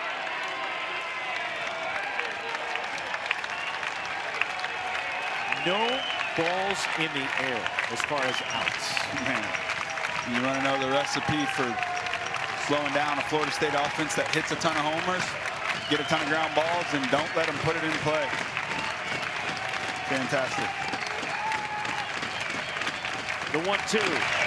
Swing and a miss. See Jamie Arnold into the 7th. Man, oh man, and he's a guy that just didn't have his best stuff early on, but the really good ones, man, they find a way to get through those tough stretches. 50 pitches first 2 innings. How about 48 over the next 4? And when you think about what makes the great pitchers great, Jamie Arnold does not have his best stuff every weekend. He has a ton of starts every year. He's lucky if he has his best stuff 40% of his starts, to be honest, and that's probably high. But he battles and he finds a way to get through, and he's done a very, very nice job of that tonight. Strike 1 to Cannon Reeder. 8-9-1 for Oregon State in the 7th. Reeder followed by Jacob Craig and then Easton Talt. Backs up Reeder.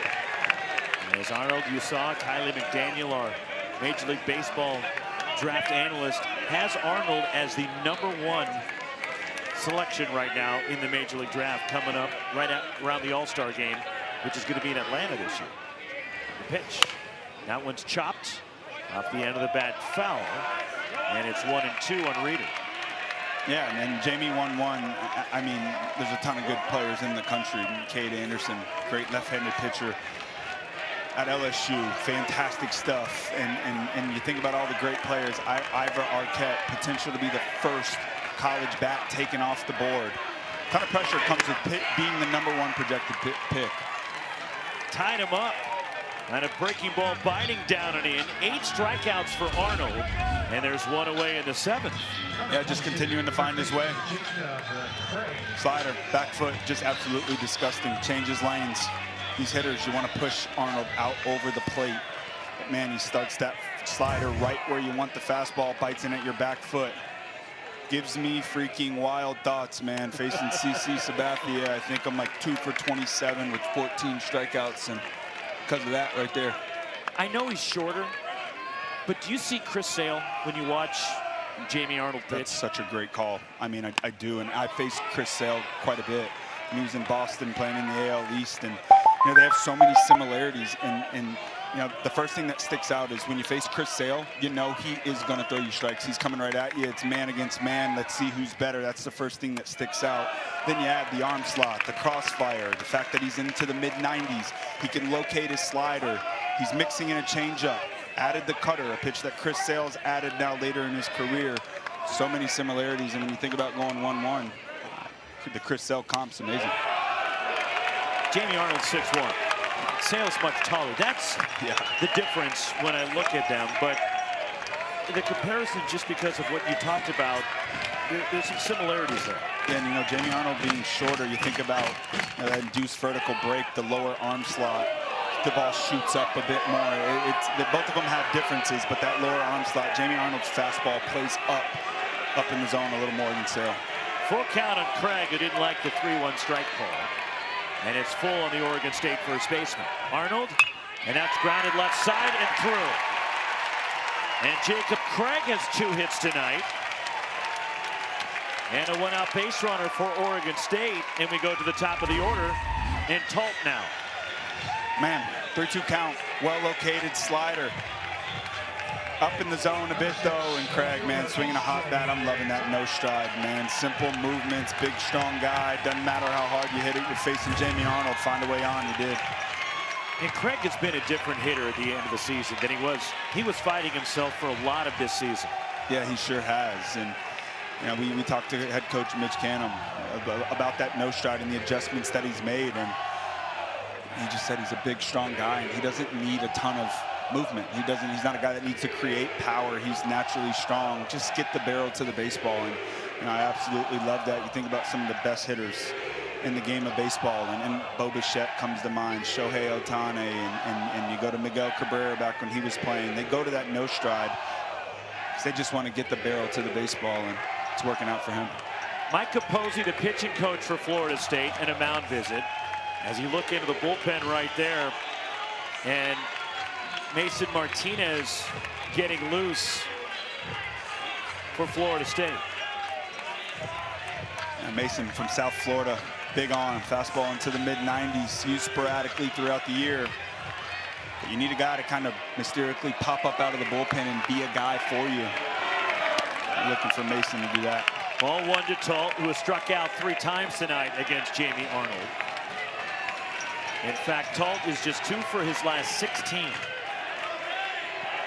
And 3 times on that slider. You see a first pitch slider there. Will he sell out to it? Way inside, and turning out of the way is Talt of ball 2.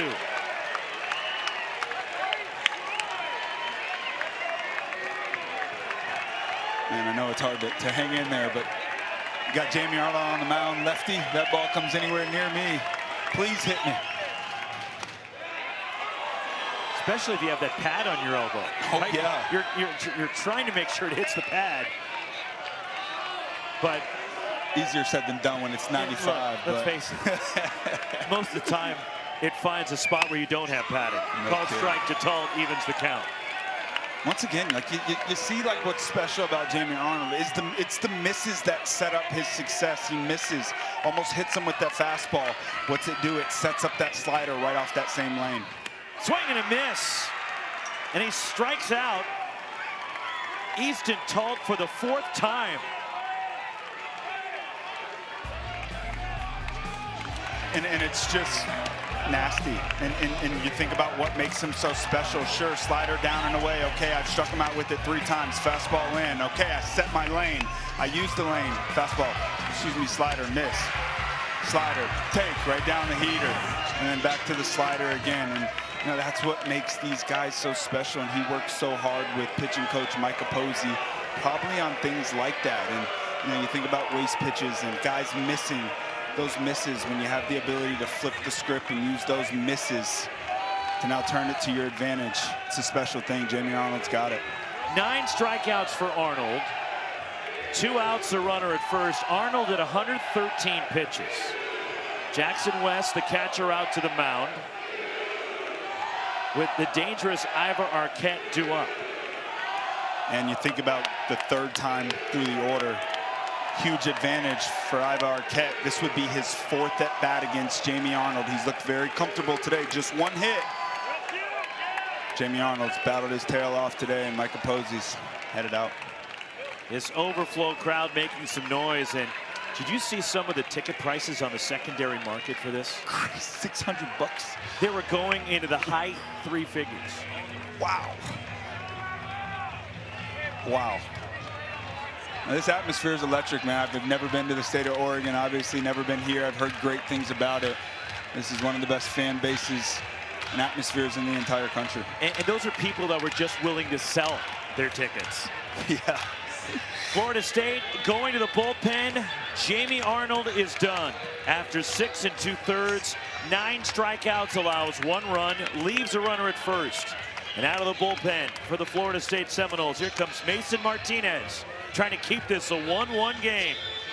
Man, I tell you, Florida State fans, 1-1 ball game, winner go home game. This is your last game seeing Jamie Arnold leave the field. Enjoy it. Hell of a career.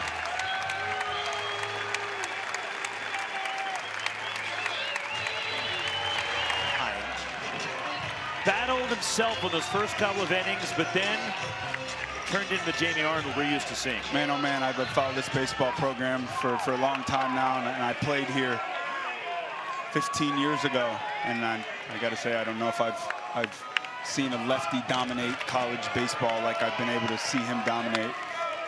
Hell of a job. Mason Martinez snaps the breaking ball off, and swing and a miss by Ivar Arquette, strike 1. Mason Martinez inherits the runner at first. The junior from Lake Worth, down in South Florida, 0-2 and a 5.63 ERA. And a big fastball into the mid-90s. Slider, second pitch, curveball, and a changeup. Fouled off by Arquette. I mentioned those sliders. Arquette, 8 home runs on the season, tied for the Division I lead. 6 of those sliders for home runs came off right-handed pitching. He's better against right-handed pitching. Big at bat here. Don't hate the move though. 4th time around seeing Jamie Arnold, first round pick, and Ivar Arquette. Little matchup play. 2-strike pitch. Swing and a miss. Martinez gets him. And the nasty breaking ball at 11. And it's ball 1 to Drew Farreau, who doubled back in the 2nd inning. He is 1 for 2. He doubled on a fastball to right center, up and away. Last at bat, sliders underneath his hands got him for a strikeout. Pitch 107 for Kleinschmidt is a strike to Farreau. See that velo ticking down a bit. Sat 93, 94 all night long. But the importance is location now. Still dotting that fastball on the inner black. Backs up Drew Farreau. It's 2-1. And it's a tough arm slot to pick up the baseball from Kleinschmidt. He's right over the top. Yeah, he kind of hides it for a long time, and you never see the baseball until the last second. It just explodes out of his hand.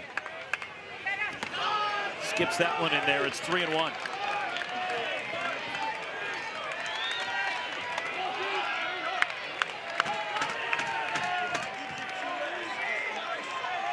Another tight ball game after the drama we had in game 1 yesterday. 1-1, bottom 7. And Farrow draws the walk. It's ball 4 and a leadoff base runner for the Seminoles. And a good shot there, but a great take. Drew Farrow, just the second time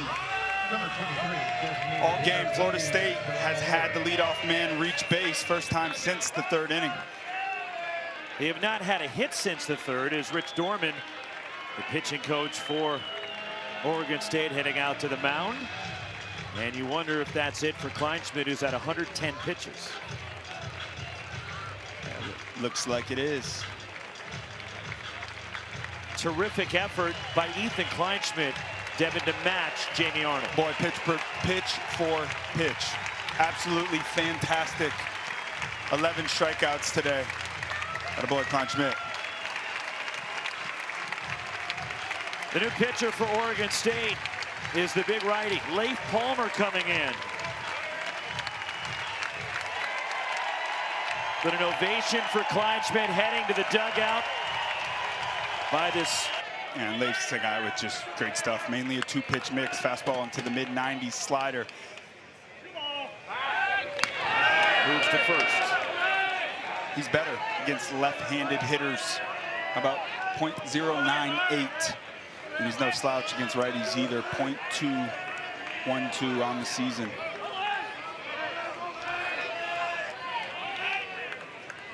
Drew Farrow, the runner at first, as Palmer just misses with ball 1. Hankerson 2 for 6 as a pinch hitter this year. Batting in the DH spot for Brody DeLavalliere. It's the matchup play that Link's done throughout the season. Righty on the mound, Hankerson hitting. And that's inside 2-0 on Hankerson. A .267 hitter with 2 home runs. 45 at-bats this year. And just a freshman.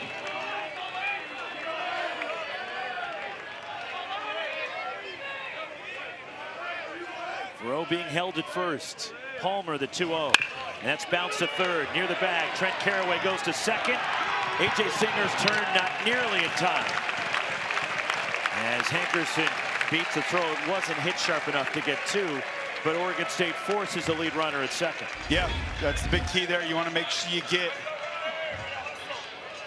that runner out in the front there, and you see that little bit of communication going on right there. Lefty at the plate, you got him in the shift. I think Ivar Arquette right away was thinking he was going to have bad coverage there at second base. And slide rule at second base. The previous play is under review. So it's under review with the runner Farrow going to second. And Oregon State challenging the play at second base about not sliding there from Drew Farrow. Yeah, you got to slide into second base. Can't stand up. You mess with the throw on the turn. Let's take another look at what they are reviewing.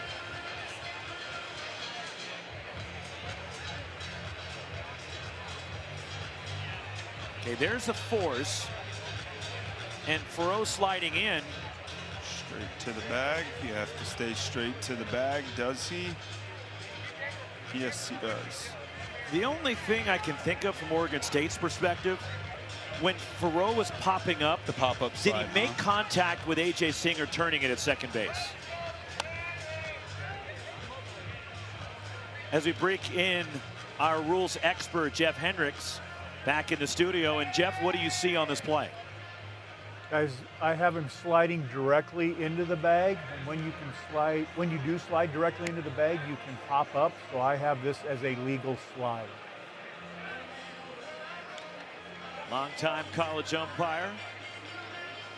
I've seen Jeff Hendricks over the years a number of times working ball games, and so Jeff's feeling, and I agree with Jeff's assessment. I don't see anything here that would change the call in the field. 100%. Yeah, Jeff says you have to slide into the bag. If you do, you can pop up. Looks clean to me. After review, the call on the field is confirmed. The runner's out. There is no forced play slide rule. Oregon State is Charged with 1 challenge with 1 remaining. So you're given 2 challenges, Oregon State using their first, and the call is confirmed by the replay operations center as our first base umpire, Darren Hyma, who has the mic, alerting everybody. And so Mitch Canham down to 1 challenge remaining with 1 out in the bottom of the 7th. And now Hankerson, the runner at first, and Jackson West, who has scored the lone run for Florida State, reaching on an error and came around back in the 3rd. He is 0 for 2, and he takes a fastball outside. You see that running action when it's up in the zone, runs a bit, down in the zone, a little bit more sinking action, and that was a big out right there. 2-0 count, Hankerson at the dish. Got a ground ball. Palmer, a guy who gets a ton of ground balls. Ball's behind again. It's 2-0 now to Jackson West. And Florida State still does not have an out in the air. Oregon State, they've just done such a fantastic job living down in the zone. They know they're facing an offense, 100 home runs. Plus on the season, you got to work down to these guys, shoot for ground balls. They've done it. Showing bunt, and it's a strike. As a throw to first by Weber, and back to the bag is James Hankerson Jr. But that was almost West just letting him, I'm here.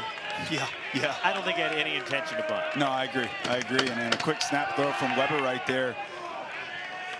On a bunt that is missed or taken, catchers are looking to backdoor the runner. The 2-1. Out toward left center. That's a hit for West. Hankerson will stop at second base. Quickly getting to it is Cannon Reeder, and the Seminoles have something going. 2 on, 1 out. Yeah, good on Jackson West right there. That's a tough pitch. Fastball. Up and in, but a short swing drives it into left center field. And good base running as well by Hankerson. He's thinking right off the bat, I'm getting to third base. Reeder out in center field, gets it in quickly. Knowles an opportunity here with Chase Williams. Chase Williams 0 for 2 tonight.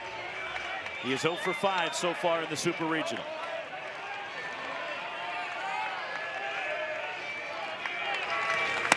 Strike 1 from Palmer. They've attacked him with a lot of fastballs up in the zone. 9 strikeouts in his last 12 at-bats here in the postseason. And that was a challenge fastball. Yes, it was. Hankerson at second, West at first. The pitch. Jammed, and he loops it foul, and Palmer jumps ahead 0-2 after falling behind each of the first 2 hitters that he faced. That's exactly what you want out of your big boy on the mound. 6'6", working down the hill. 387 for Chase Williams with runners in scoring position. Knowles need him now more than ever.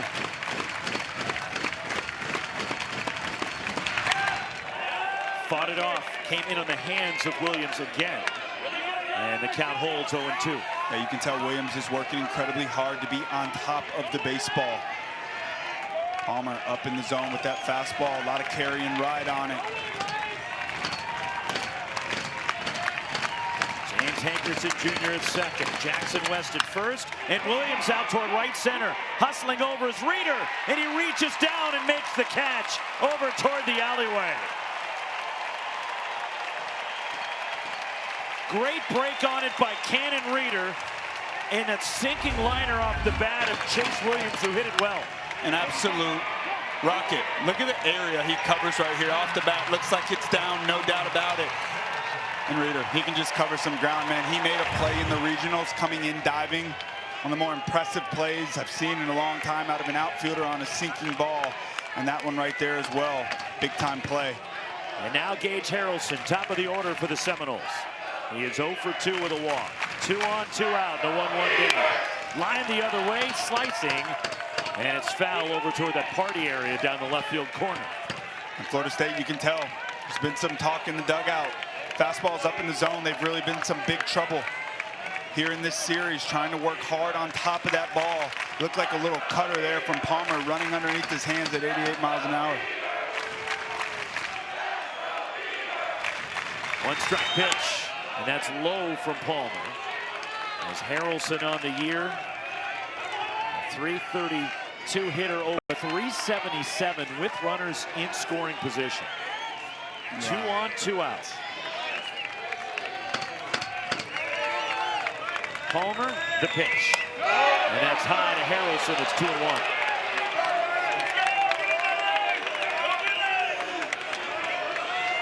See that 377 with runners in scoring position. Harrelson, just the guy that's come up with a ton of big hits throughout the season. Shrinks the strike zone in these bigger moments. Tries to put the barrel to the ball. Here it comes. And he missed with the breaking ball down and in. Tried that back foot slider, and it's 3-1. And a good take right there. A big pitch, 2-1. Puts himself in the driver's seat here. And this is an enormous pitch considering 1-1 game, bottom of the 7th, and Lodis is on deck for Florida State. Yes, it is. Fouled by Harrelson, and it's full now. So with 2 outs, Hankerson at second, West at first, they'll be going on the pitch. Yes, they will, and it tells you about the guy on deck. 3-1 count, fastball challenge right at him.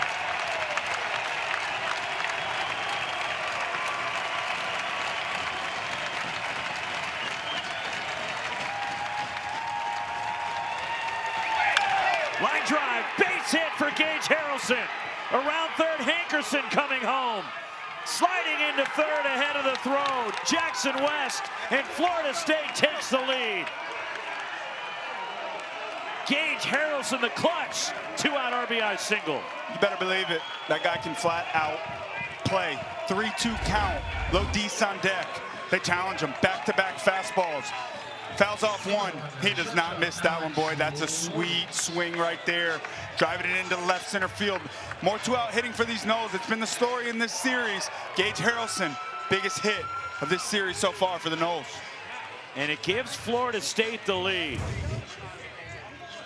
Jackson West pounding the third base bag with excitement after Gage Harrelson delivers the clutch RBI hit. And a 2-1 lead. Florida State has just 4 hits. As Rich Dorman emerging again for Oregon State, their pitching coach from the third base dugout. Yeah, just 4 hits, but they made them matter. And Max Williams early on in the ball game continuing that 2-out hitting, clutch hitting, big moment. How about Harrelson delivering for the Noles?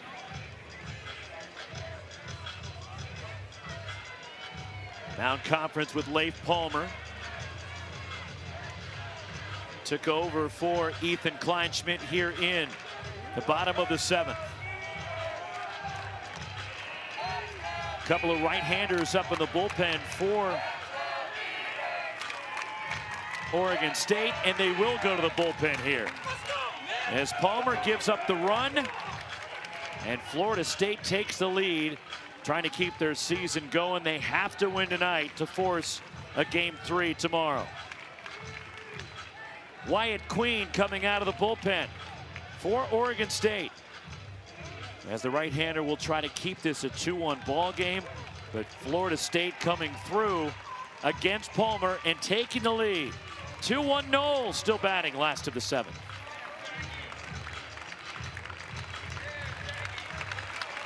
e.l.f. Halo Glow Liquid Filter isn't just a one-trick pony. It has many uses all in one affordable product. Excuse me. The term one-trick pony is actually very offensive. The correct term is a multi-talented small-boned horse.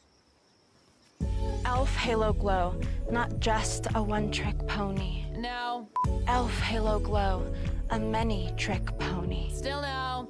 e.l.f. Halo Glow, a multi-talented small-boned horse. Thank you.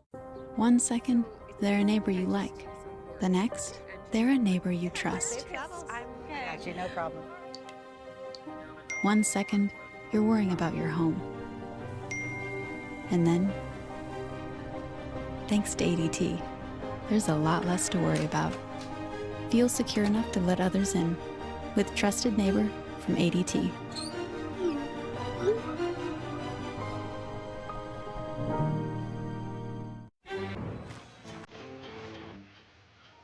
A look at the bracket of the Super Regionals. This is our half of it. And the winner of the Corvallis Super Regional will play the winner of the Louisville Super, which goes to a Game 3 tomorrow, noon Eastern, between Miami and Louisville. Coastal Carolina sweeping their Super Regional in the Plains against Auburn. And here Oregon State with a 1-zip lead in the series, but the Seminoles have taken a 2-1 lead here in the bottom of the 7th inning. On the RBI single from Gage Harrelson, driving in James Hankerson Jr. Wyatt Queen, the new pitcher, and the sophomore righty on the hill for the Beavers. Yeah, and it's swing and miss stuff, and you see it right on the board. 55 strikeouts in 44 1/3 innings pitched. Had a great outing against USC in that first elimination game for Oregon State. 4.1 innings, just 1 run allowed, and coming in here for the big moment. That was against the Trojans last weekend. He's made 5 starts this year, has primarily been a starter in the second half of the year after working out of the bullpen early for Oregon State. Runners in the corners, 2 down for Alex Lodis. 0 for 2 with a walk. Queen a move to first. Diving back is Harrelson. And some good stuff here. Fastball, slider, curveball, 37% swing and miss overall, 46% swing and miss on that slider. His best pitch, more off speed than fastballs from Queen. Off the end of the bat, foul by Lodis. You see that good slider right out of the gate.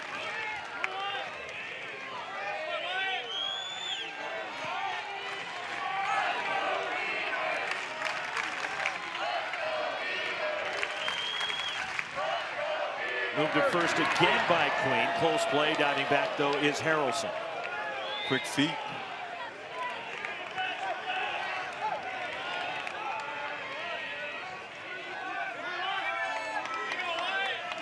Shadows starting to take effect as the sun's setting behind us here in Corvallis now. As the 1-strike pitch, and Lodis taps it foul at the plate. 0-2 on the Florida State shortstop. And back-to-back best pitches right out of the gate. Mentioned more off speed than fastballs. Got him down 0-2 here. You know, Lodis is thinking breaking ball in the back of his mind. Good time here for Wyatt Queen. Climb the ladder with that fastball. Breaking ball in the zone down below. Transfer from Everett Community College. Queen, a 2-strike pitch. Swing and a miss, got him chasing. And the strikeout of Lodis, but Florida State takes the lead. Gage Harrelson comes through with 2 outs, and the Noles take a lead to the 8th inning. Clutch hit after clutch hit after clutch hit all year long for Gage Harrelson. Leadoff man, unsung hero of this Florida State Seminole club's got him up 2-1 late. Caraway against Mason Martinez, who came in and struck out Iva Arquette in the 7th. Yeah, Mason Martinez in this ball game got a big strikeout. In the last threat, sat on that bench for a long time. Can he come in and attack? Sure does. Turley 0 for 2, hit by a pitch in the 3rd. Keep in mind, Florida State had the lead to the bottom of the 9th yesterday. They lead it here in the 8th.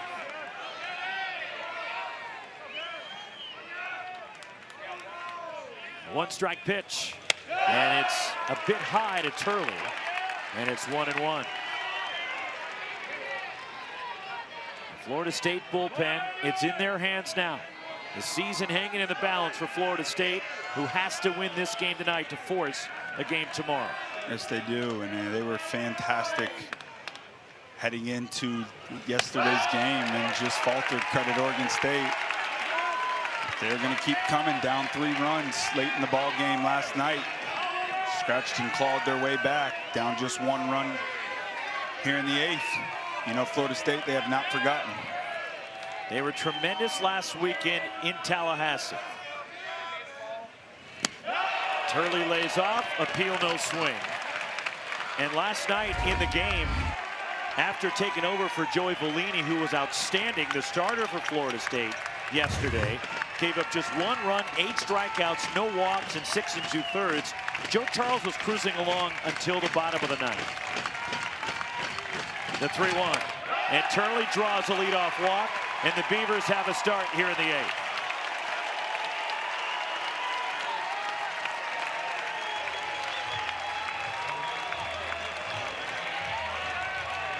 And just a nice patient at bat there from Gavin Turley.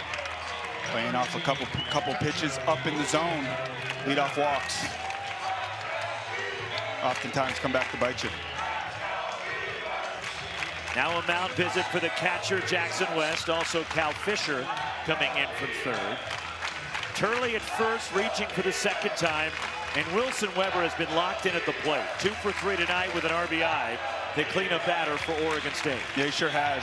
Using the entire field. Base hit to left today, base hit to right today. Moving incredibly slow. It's always a good sign for a hitter, man, when you can spray the ball all over the field. He's a veteran, senior, been in this program for a while. Leader of this ball club. Come up with big hits in both games so far. So after the visit on the hill, back behind the plate goes West. Weber has been great this entire postseason for Oregon State. Turley the runner at first, and now after the trip by the catcher West, here comes a deliberate walk from Micah Posey, the pitching coach, with activity in the Seminoles bullpen. Yeah, you mentioned Mason Martinez is a guy with really good stuff, power stuff. But the walks in command have been a concern. Leadoff walk there, hadn't really been able to find the strike zone throughout that at bat. Slow him down here a little bit. You got Prescott down in the pen, warming up. You got the lefty and Holtz getting going. Now the plate umpire, Brian Marine, to break up the mound conference. It's also allowing the Oregon State fans to get revved up again. Yes, it is. This crowd, man, they don't let up. Goss Stadium at Coleman Field record, 4,408. And the football coach, Trent Bray, getting into the act there with the OSU. Yes, he is. And Florida State will make a change here with a runner at first and nobody out. Summon for Florida State. Peyton Prescott coming in a big spot out of the bullpen. As Peyton Prescott out of the bullpen for the Seminoles. Yeah, get ready for some power stuff here. Fastball, touched 99 multiple times last week. It's live, up in the zone, ton of swing and miss, slider, curveball, changeup. It's that big fastball, though. That's the most important pitch for Peyton Prescott when he's able to establish that fastball. The breaking stuff does not have to be great or as sharp, but he must be able to establish that fastball early. The sophomore transfer from Jacksonville. And the pitch is low and away. Ball 1 to Wilson Weber. 6-foot right-hander. Last year on the ASUN all-freshman team with Jacksonville. And a power arm out of the bullpen for Link Jarrett. Gavin Turley at first, the 1-0. Fooled him. And a feeble swing by Wilson Weber. Man, oh man, nasty. You know, Wilson Weber at the plate, swinging a hot bat, thinks he's in a 1-0 count, ready to attack that big fastball. You know it's in the back of their mind. Drops in a dime. Fastball for a strike. And that one lit up the radar gun. 99 from Prescott. You think he's amped up? Boy, oh boy, you better believe it. This is a big-time arm out of this Florida State pen. Bright future for this young man in a 1-2 count here. The pitch and the fastball low and away. And Prescott hitting triple digits. There it is. You asked if he was amped up. Yes, sir. 100. Plus, he's well rested. His first outing since last Friday against Bethune-Cookman. And fouled straight back by Wilson Weber. As Prescott against Bethune-Cookman, the opening game of that Tallahassee Regional for Florida State. He got the win, went 2 2/3 scoreless with 4 strikeouts. Yeah, and it was big. Out of that long weather break, Florida State bullpen bridged 6 scoreless innings altogether. Fought it off. And that was a slider that was up from Prescott. And that's the importance of him being able to establish that fastball. If he can't establish the fastball, the hitters throw the fastball out of their mind. They start looking for these breaking balls. But he's established that fastball, a little bit of a backup breaking ball. Nice job fouling it off by Weber. Turley at first. The 2-2. Swing and a pop-up out of play by Weber. Got away with another one right there.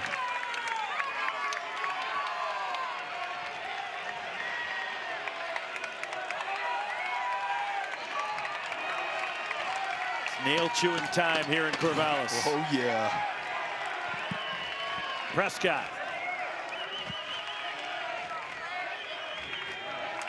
Again, the 2-2.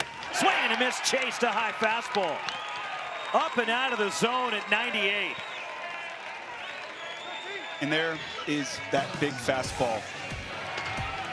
200s throughout this at-bat, finishes them off with 98, but let's take a peek at this sequence here. So back-to-back breaking balls, taking advantage right there in the 1-0 count of him being aggressive, but he establishes the fastball there, misses down and away. Back a challenge again. Okay, you establish your fastball, you can get away with throwing bad sliders. You throw 100 miles per hour, don't forget that challenge. He does and wins a great battle. Backing away is Caraway from a fastball up and in.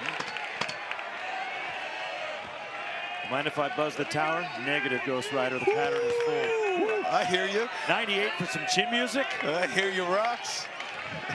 0 for 2 tonight. Caraway with a walk.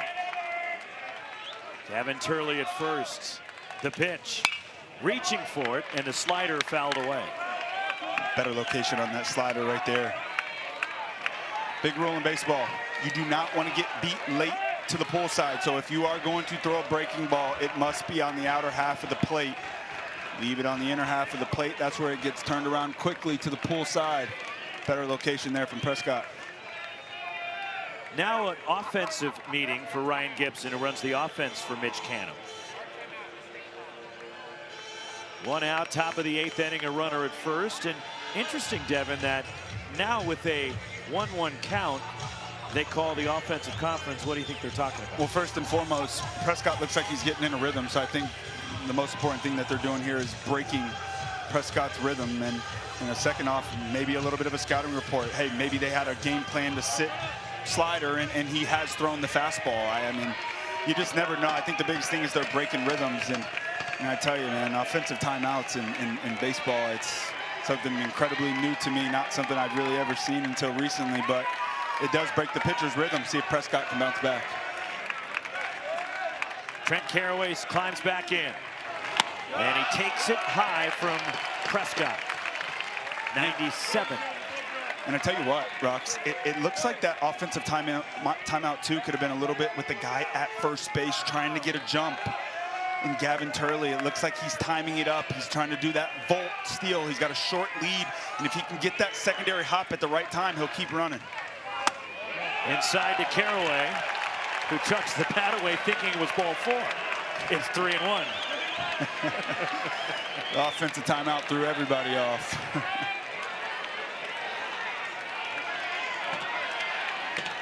He'll hear about that one later. Oh yeah, he'll be in the box. That's a fine.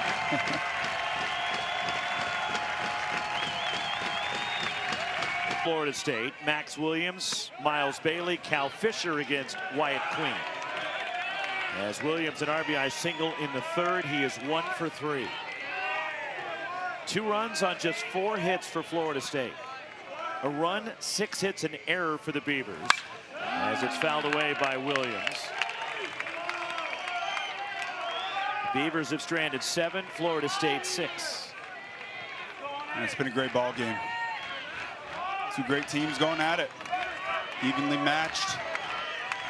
But it's going to come down to that timely hit. So far, Florida State, 1 more, 1 run's the difference. I feel like we've been here before. Oh yeah, feels pretty similar. Late in the ball game, it's tight. 2 teams, again, we talk about it, and they're so evenly matched, and they've played that way. Yes, they have. Called strike from Queen, evens the count. By the way, our friends behind the plate, they're being responsible now.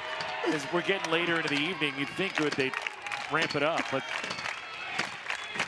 they're pounding the H2O down there now. Okay. Look at the water bottles. Okay, I respect it. Just missed from Queen.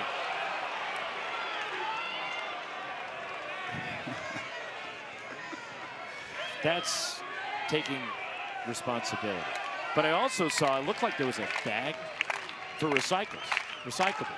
Okay. So they're being conscious as well, environmentally conscious, fouled off by Williams. And maybe drinking a little H2O, saving up a little juice for a potential game 3 tomorrow. You never know. Florida State had a 3-run lead to the bottom of the 9th before Oregon State rallied yesterday to tie it at 4 and then won it in 10. That one turned around a bullet. Max Williams with a liner back into center. Leadoff hit for the Seminoles to open up the bottom of the 8th as Florida State looking for some insurance. Yes, they sure are. And you want to know if Max Williams can turn around a big-time fastball. Well, you got your answer here with 2 strikes as well, just short, up in the zone. How about it? And fired up. Knows the importance. Florida State needs insurance. Here's Miles Bailey, 0 for 3. Strikeout and a couple of groundouts for the cleanup batter and the Noles first baseman. What an opportunity here. Put a little touch on this ball game for Miles Bailey. As Queen snaps that one in there for strike 1.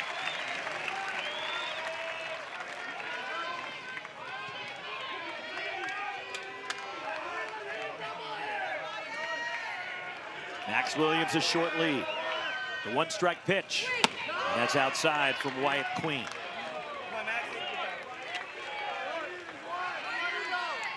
Little snap throw there from Weber behind the dish. He's done that a few times tonight. Yeah, he's a good player, man. I really enjoy watching him work behind the plate.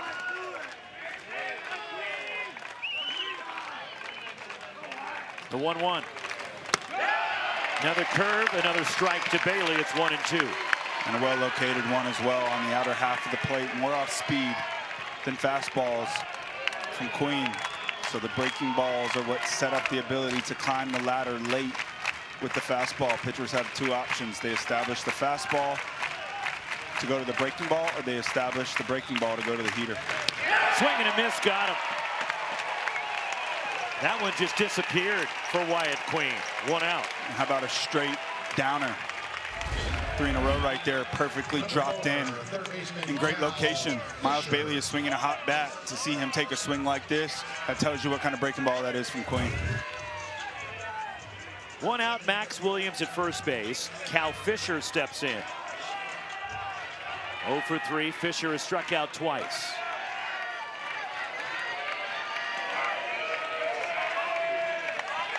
The pitch. Fouled back out of play. You got a good one to hit right there, up in the zone. Fisher just missed it.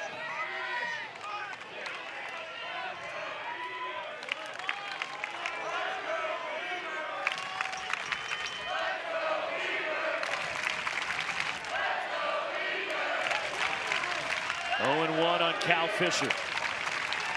Here comes. Good backhand stab by Wilson Weber. As missing well low and away is Queen. 1-1 the count. That's a tough pitch to get to right there. That's an incredible job keeping the double play in order. And Fisher trying to extend his on-base streak. He is 0 for 3 tonight. He has reached base in 23 in a row. Moved to first by Queen, and diving back, Max Williams. The numbers don't pop off the scoreboard for Fisher. Hitting .308, having a nice season. He just has the look of a player that just belongs, and he's a winner. Just a steady, consistent presence for Florida State. Yeah, winner, no doubt about it. That's who you want on your team. Up high from Wyatt Queen.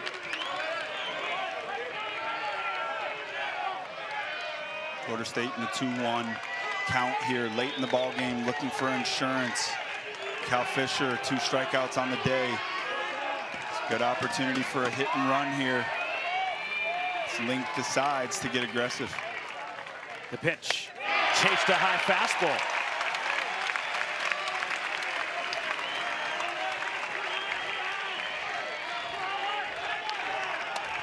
Two balls, 2 strikes on Cal Fisher.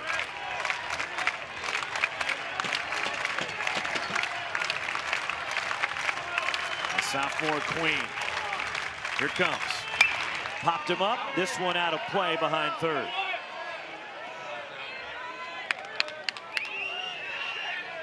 A lot of fly balls today. You mentioned the sun earlier, but when that sun goes down and you get to dusk, the lights start to come on. Not incredibly high lights here. A lot of communication on balls in the air. Lose the ball incredibly quickly. You see that right there, man. The ball just blends in with the sky this time of night.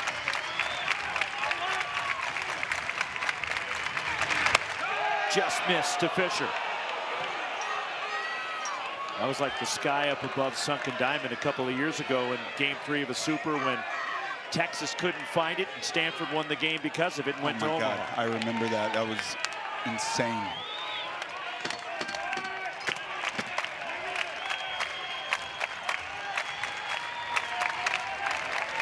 Full count on Fisher. Williams the runner at first. He runs. Fisher line drive to left toward the line. That's a hit. Around second, Max Williams chugging to third. He'll get there, a wide turn. Back to first is Fisher, and Florida State threatening. Runners of the corners with one down. I'm telling you, he's just a gamer, man. He just is a guy that does everything right. An incredible at bat right here. And a slider hanging out over the plate. And Fisher out of the box. You know he's thinking, gotta get to second, I gotta get to second. But a great job by Turley out and left. And you see Iva out at shortstop saying, the ball's got to go to second, the ball's got to go to second. You know Max is getting to third easy, being off on the pitch. And a little bit of a funky slide there. If he's not running on the pitch, Devin, he doesn't get to third base there. That is a great point, and I love that from Link. You know, late in the ball game, aggression, you can do that when you're up 2-1. If this is a 2-1 ball game the other way, you're probably not starting the runner. Cal Fisher hits a smoking hot shot. Line drive, double play, you're out of this inning. But when you are ahead, you can be aggressive, you can force the issue. And I love that call by Link Jarrett Knowles with an opportunity for that insurance we spoke on.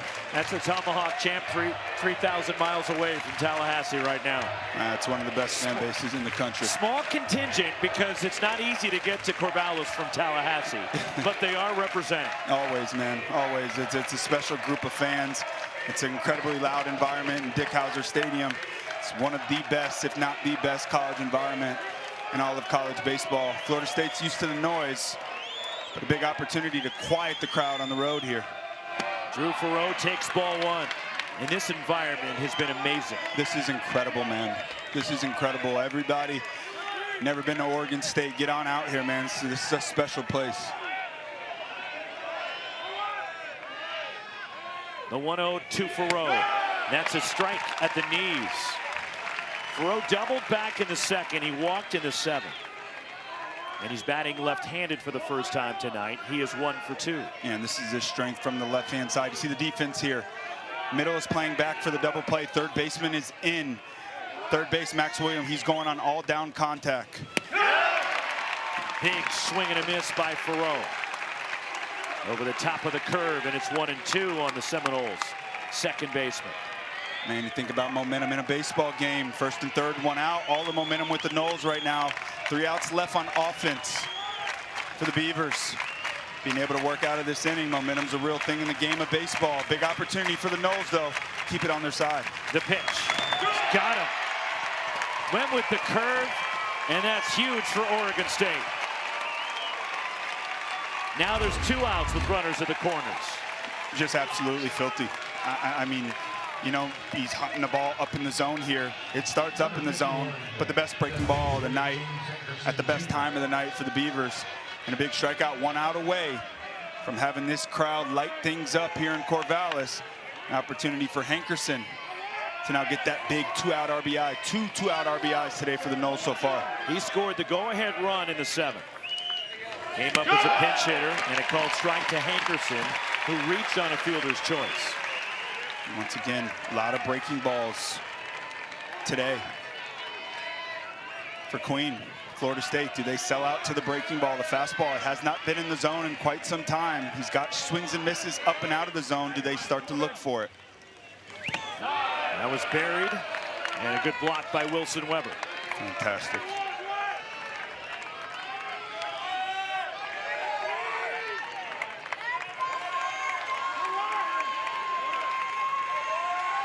One and one on James Hankerson Jr. Queen delivers, and a mighty cut at a pitch, down and in. Looked like it may have bounced in the left-handed batter's box, and Weber kept it in front. Man, he's fantastic back there.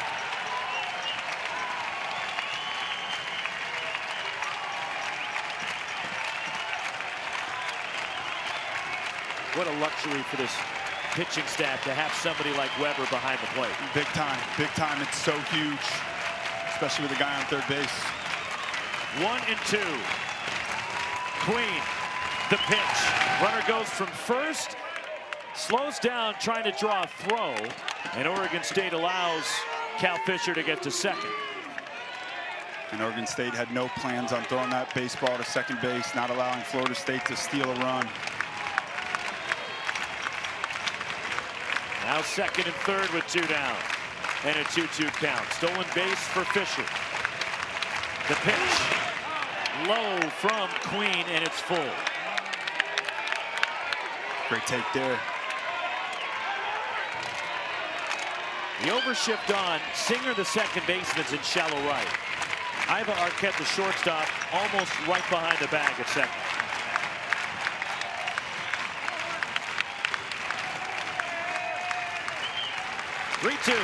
Swinging a ball, tapped foul over toward the Seminoles dugout.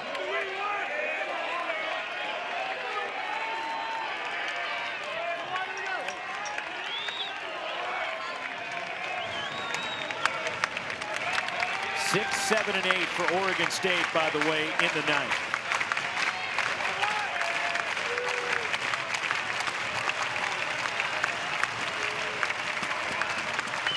Wyatt Queen. Curveball, high ball 4. They're loaded for Florida State. Incredible at bat. Absolutely incredible. Queen back to that breaking ball. Ball starts up and stays up. Hankerson wins that battle. Big time. Jackson West, the 8-hitter for Florida State, with the bases full and 2 down. Max Williams at third. Cal Fisher at second. James Hankerson Jr. aboard. And here comes Rich Dorman, the Oregon State pitching coach, out of the dugout. Jackson West due to bat. A left-handed hitter. Let's see what Rich Dorman elects to do. And Jackson single off a right-handed pitcher last at bat, but he is better against left-handed pitching.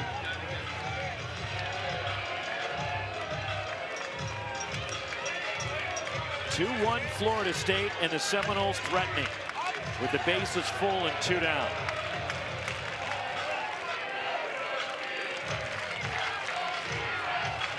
And Rich Dorman having that running dialogue with Wyatt Queen. Trying to get as long as he can with his guys, settle things down. And they'll stick with them. And Queen will face West, who is 0 for 7 with the bases loaded this season. Man, oh man, no better time for Jackson West. Some really good at-bats today. Sharply hit ball to third base. Got by Caraway, and then a single left center field gap. Last at bat in the 2-1 count. 1 for 3 with a run for Jackson West. Wyatt Queen delivers. And it's just off the outside, ball 1. West singled in his last at bat. That came against Leif Palmer in the 7th. Max Williams at third, Cal Fisher at second. James Hankerson Jr. at first. The 1-0. Ball 2 from Queen. And 2 straight right there. Both fastballs missing up in the zone. Mentioned a lot of breaking balls throughout this entire inning. For Queen, fastball has been up consistently. He's only really been able to land that breaking ball in the zone so far. Jackson doing a nice job laying off. And he missed again with the fastball. And it's 3-0 on Jackson West. You're Jackson West right here. You're taking 2 straight strikes. You got to force him back in the zone here.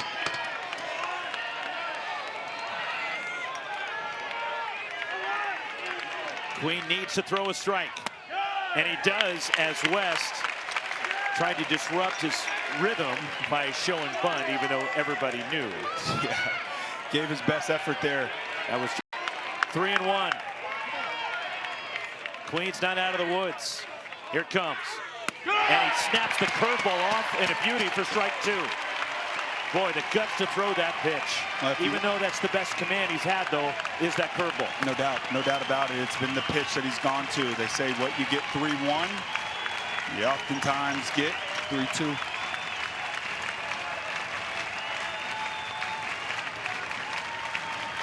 The 3-2. Ball four missed with the curveball. That forces in a run. It's 3-1 Florida State.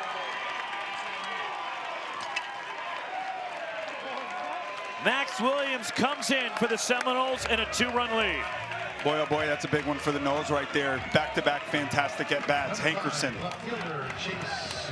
And Jackson West. Discipline. This is a Florida State club that scores almost 40% of their runs on the year via the big fly, the home run. But today, it's been those passing of the baton at bats, laying off tough pitches. Big run there for the Noles. They're going to send in a runner at second for James Hankerson Jr. And pinch running for Florida State, that is B.J. Gibson. And you may know that name from football lore. Yes, sir. Yes, sir. Exciting stuff. Two-way guy. Florida State's a program really throughout the year is always a ton of two-way guys that play football and baseball. I played with Taiwan Easterling, receiver at Florida State, heck of a ball player. And of course, Mr. Jameis Winston, the great. How about Coach Prime? Deion Sanders, how could I forget you, man? Yeah. I forgot, man. So much. He's at Colorado now, man. He dogged my nose a bit. Now back by Chase Williams, who is 0 for 3. Little bit of breathing room for Florida State. When we get to the ninth, they have a 2-run lead now instead of a 1-run cushion. Wyatt Queen dealing with the mess. Prescott, who fires strike one to A.J. Singer, who is 0 for 3. By the way, we forgot about Terrell Buckley. Oh, there's another one. Sorry, T-Buck. Thank you, Eduardo Perez. The great Eduardo Perez. And a one-time teammate of Link Jarrett at Florida State just a few seasons ago. 1-1 on Singer. He had the walk-off hit to end game 1 in the 10th yesterday. Oregon State needs to get a base runner to bring the tying run to the plate. And a called strike 2 to A.J. Singer.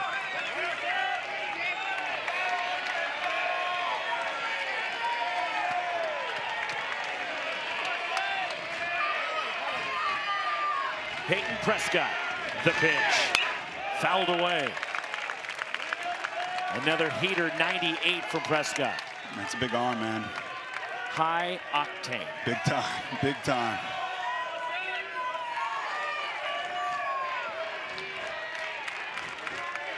Prescott, the pitch. And a take by Singer, and it's 2-2 on the Beavers' second baseman. Go for Oregon State here. Get a man on, bring the tying run to home plate.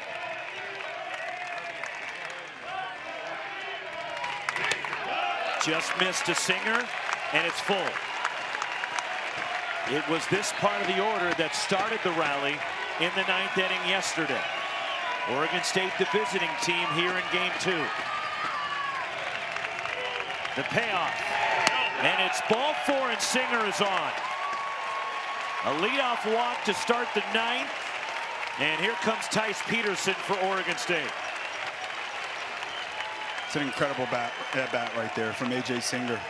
Laying off after tough pitch after tough pitch. Oregon State brings the tying run to home plate. And a pinch hitter for the Beavers, Bryce Hubbard, who pinch hit yesterday in the 9th inning rally and drew a walk. Yes, similar situation, pinch hit for Tice Peterson. Setting up a left-handed bat. To face the righty Prescott. Hubbard, 19 at bats this season, is 4 for 19, but he has walked 10 times. And he fouls it straight back. And 1 for 6 on the year as a pinch hitter. Even though he's only hitting .211, granted it's 19 at bats, he has an on-base percentage of .500. Showed it off last night. Singer at first. A 1-strike pitch. Mighty cut and a swing and miss. And it's 0-2 on Bryce Hubbard. How about that pitch right there? Change up. First time seeing it tonight. Briefly at Mississippi State. Hubbard then at Northwest Florida State. The 0-2. Tapped foul at the plate, and he fought it off. The count holds 0-2.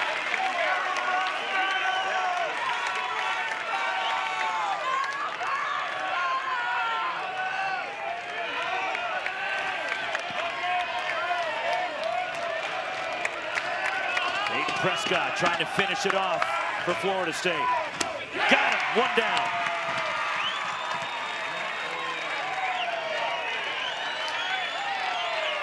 Absolutely disgusting right there in an 0-2 count. 100-mile-per-hour fastball sets up the ability to go below the zone. With that off-speed pitch right there, it looks like a heater out the hand. Falls right off the table. First big out of the inning for Prescott. Another pinch hitter for the Beavers. This will be Dallas Macias. The junior from Parker, Colorado, had a pinch hit single in the 9th yesterday. He's had a frustrating season after an all Pac-12 season a year ago for Macias, although he is 4 for 8 as a pinch hitter. A.J. Singer at first, Prescott. And it's strike one in there to Macias. And 2 for 12 in the regional. Started 3 games at DH. He had .315 with 8 homers last year. 1 strike pitch, and he fooled him. Couldn't hold up at a breaking ball in the dirt, and it's 0-2 quickly on Macias. Yeah, just absolutely filthy right there in an 0-1 count. Pumped up, ready to go. And a great job back behind the plate. by Jackson West right there. A.J. Singer, the runner at first. Prescott, the 2-strike pitch. And that's outside, went with the slider again. And it's a ball and 2 strikes on Macias, with Jacob Craig looming on deck for Oregon State.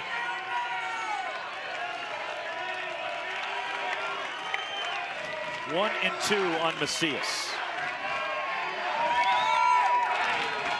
The pitch. Got him. Struck him out again with the slider. And Macias, strikeout victim number 3 for Prescott. Yeah, just fantastic right there. 4 off-speed pitches in a row in the zone. Filthy. Last hope for Oregon State. Here comes Jacob Craig. He came through in the 9th yesterday with 2 strikes and 2 down. Had the 2-run single that tied the game. He is 2 for 3 tonight. And it's a strike from Prescott. And even his out was a line drive of the second baseman, Drew Farrow. Yeah, he looks very comfortable at the plate.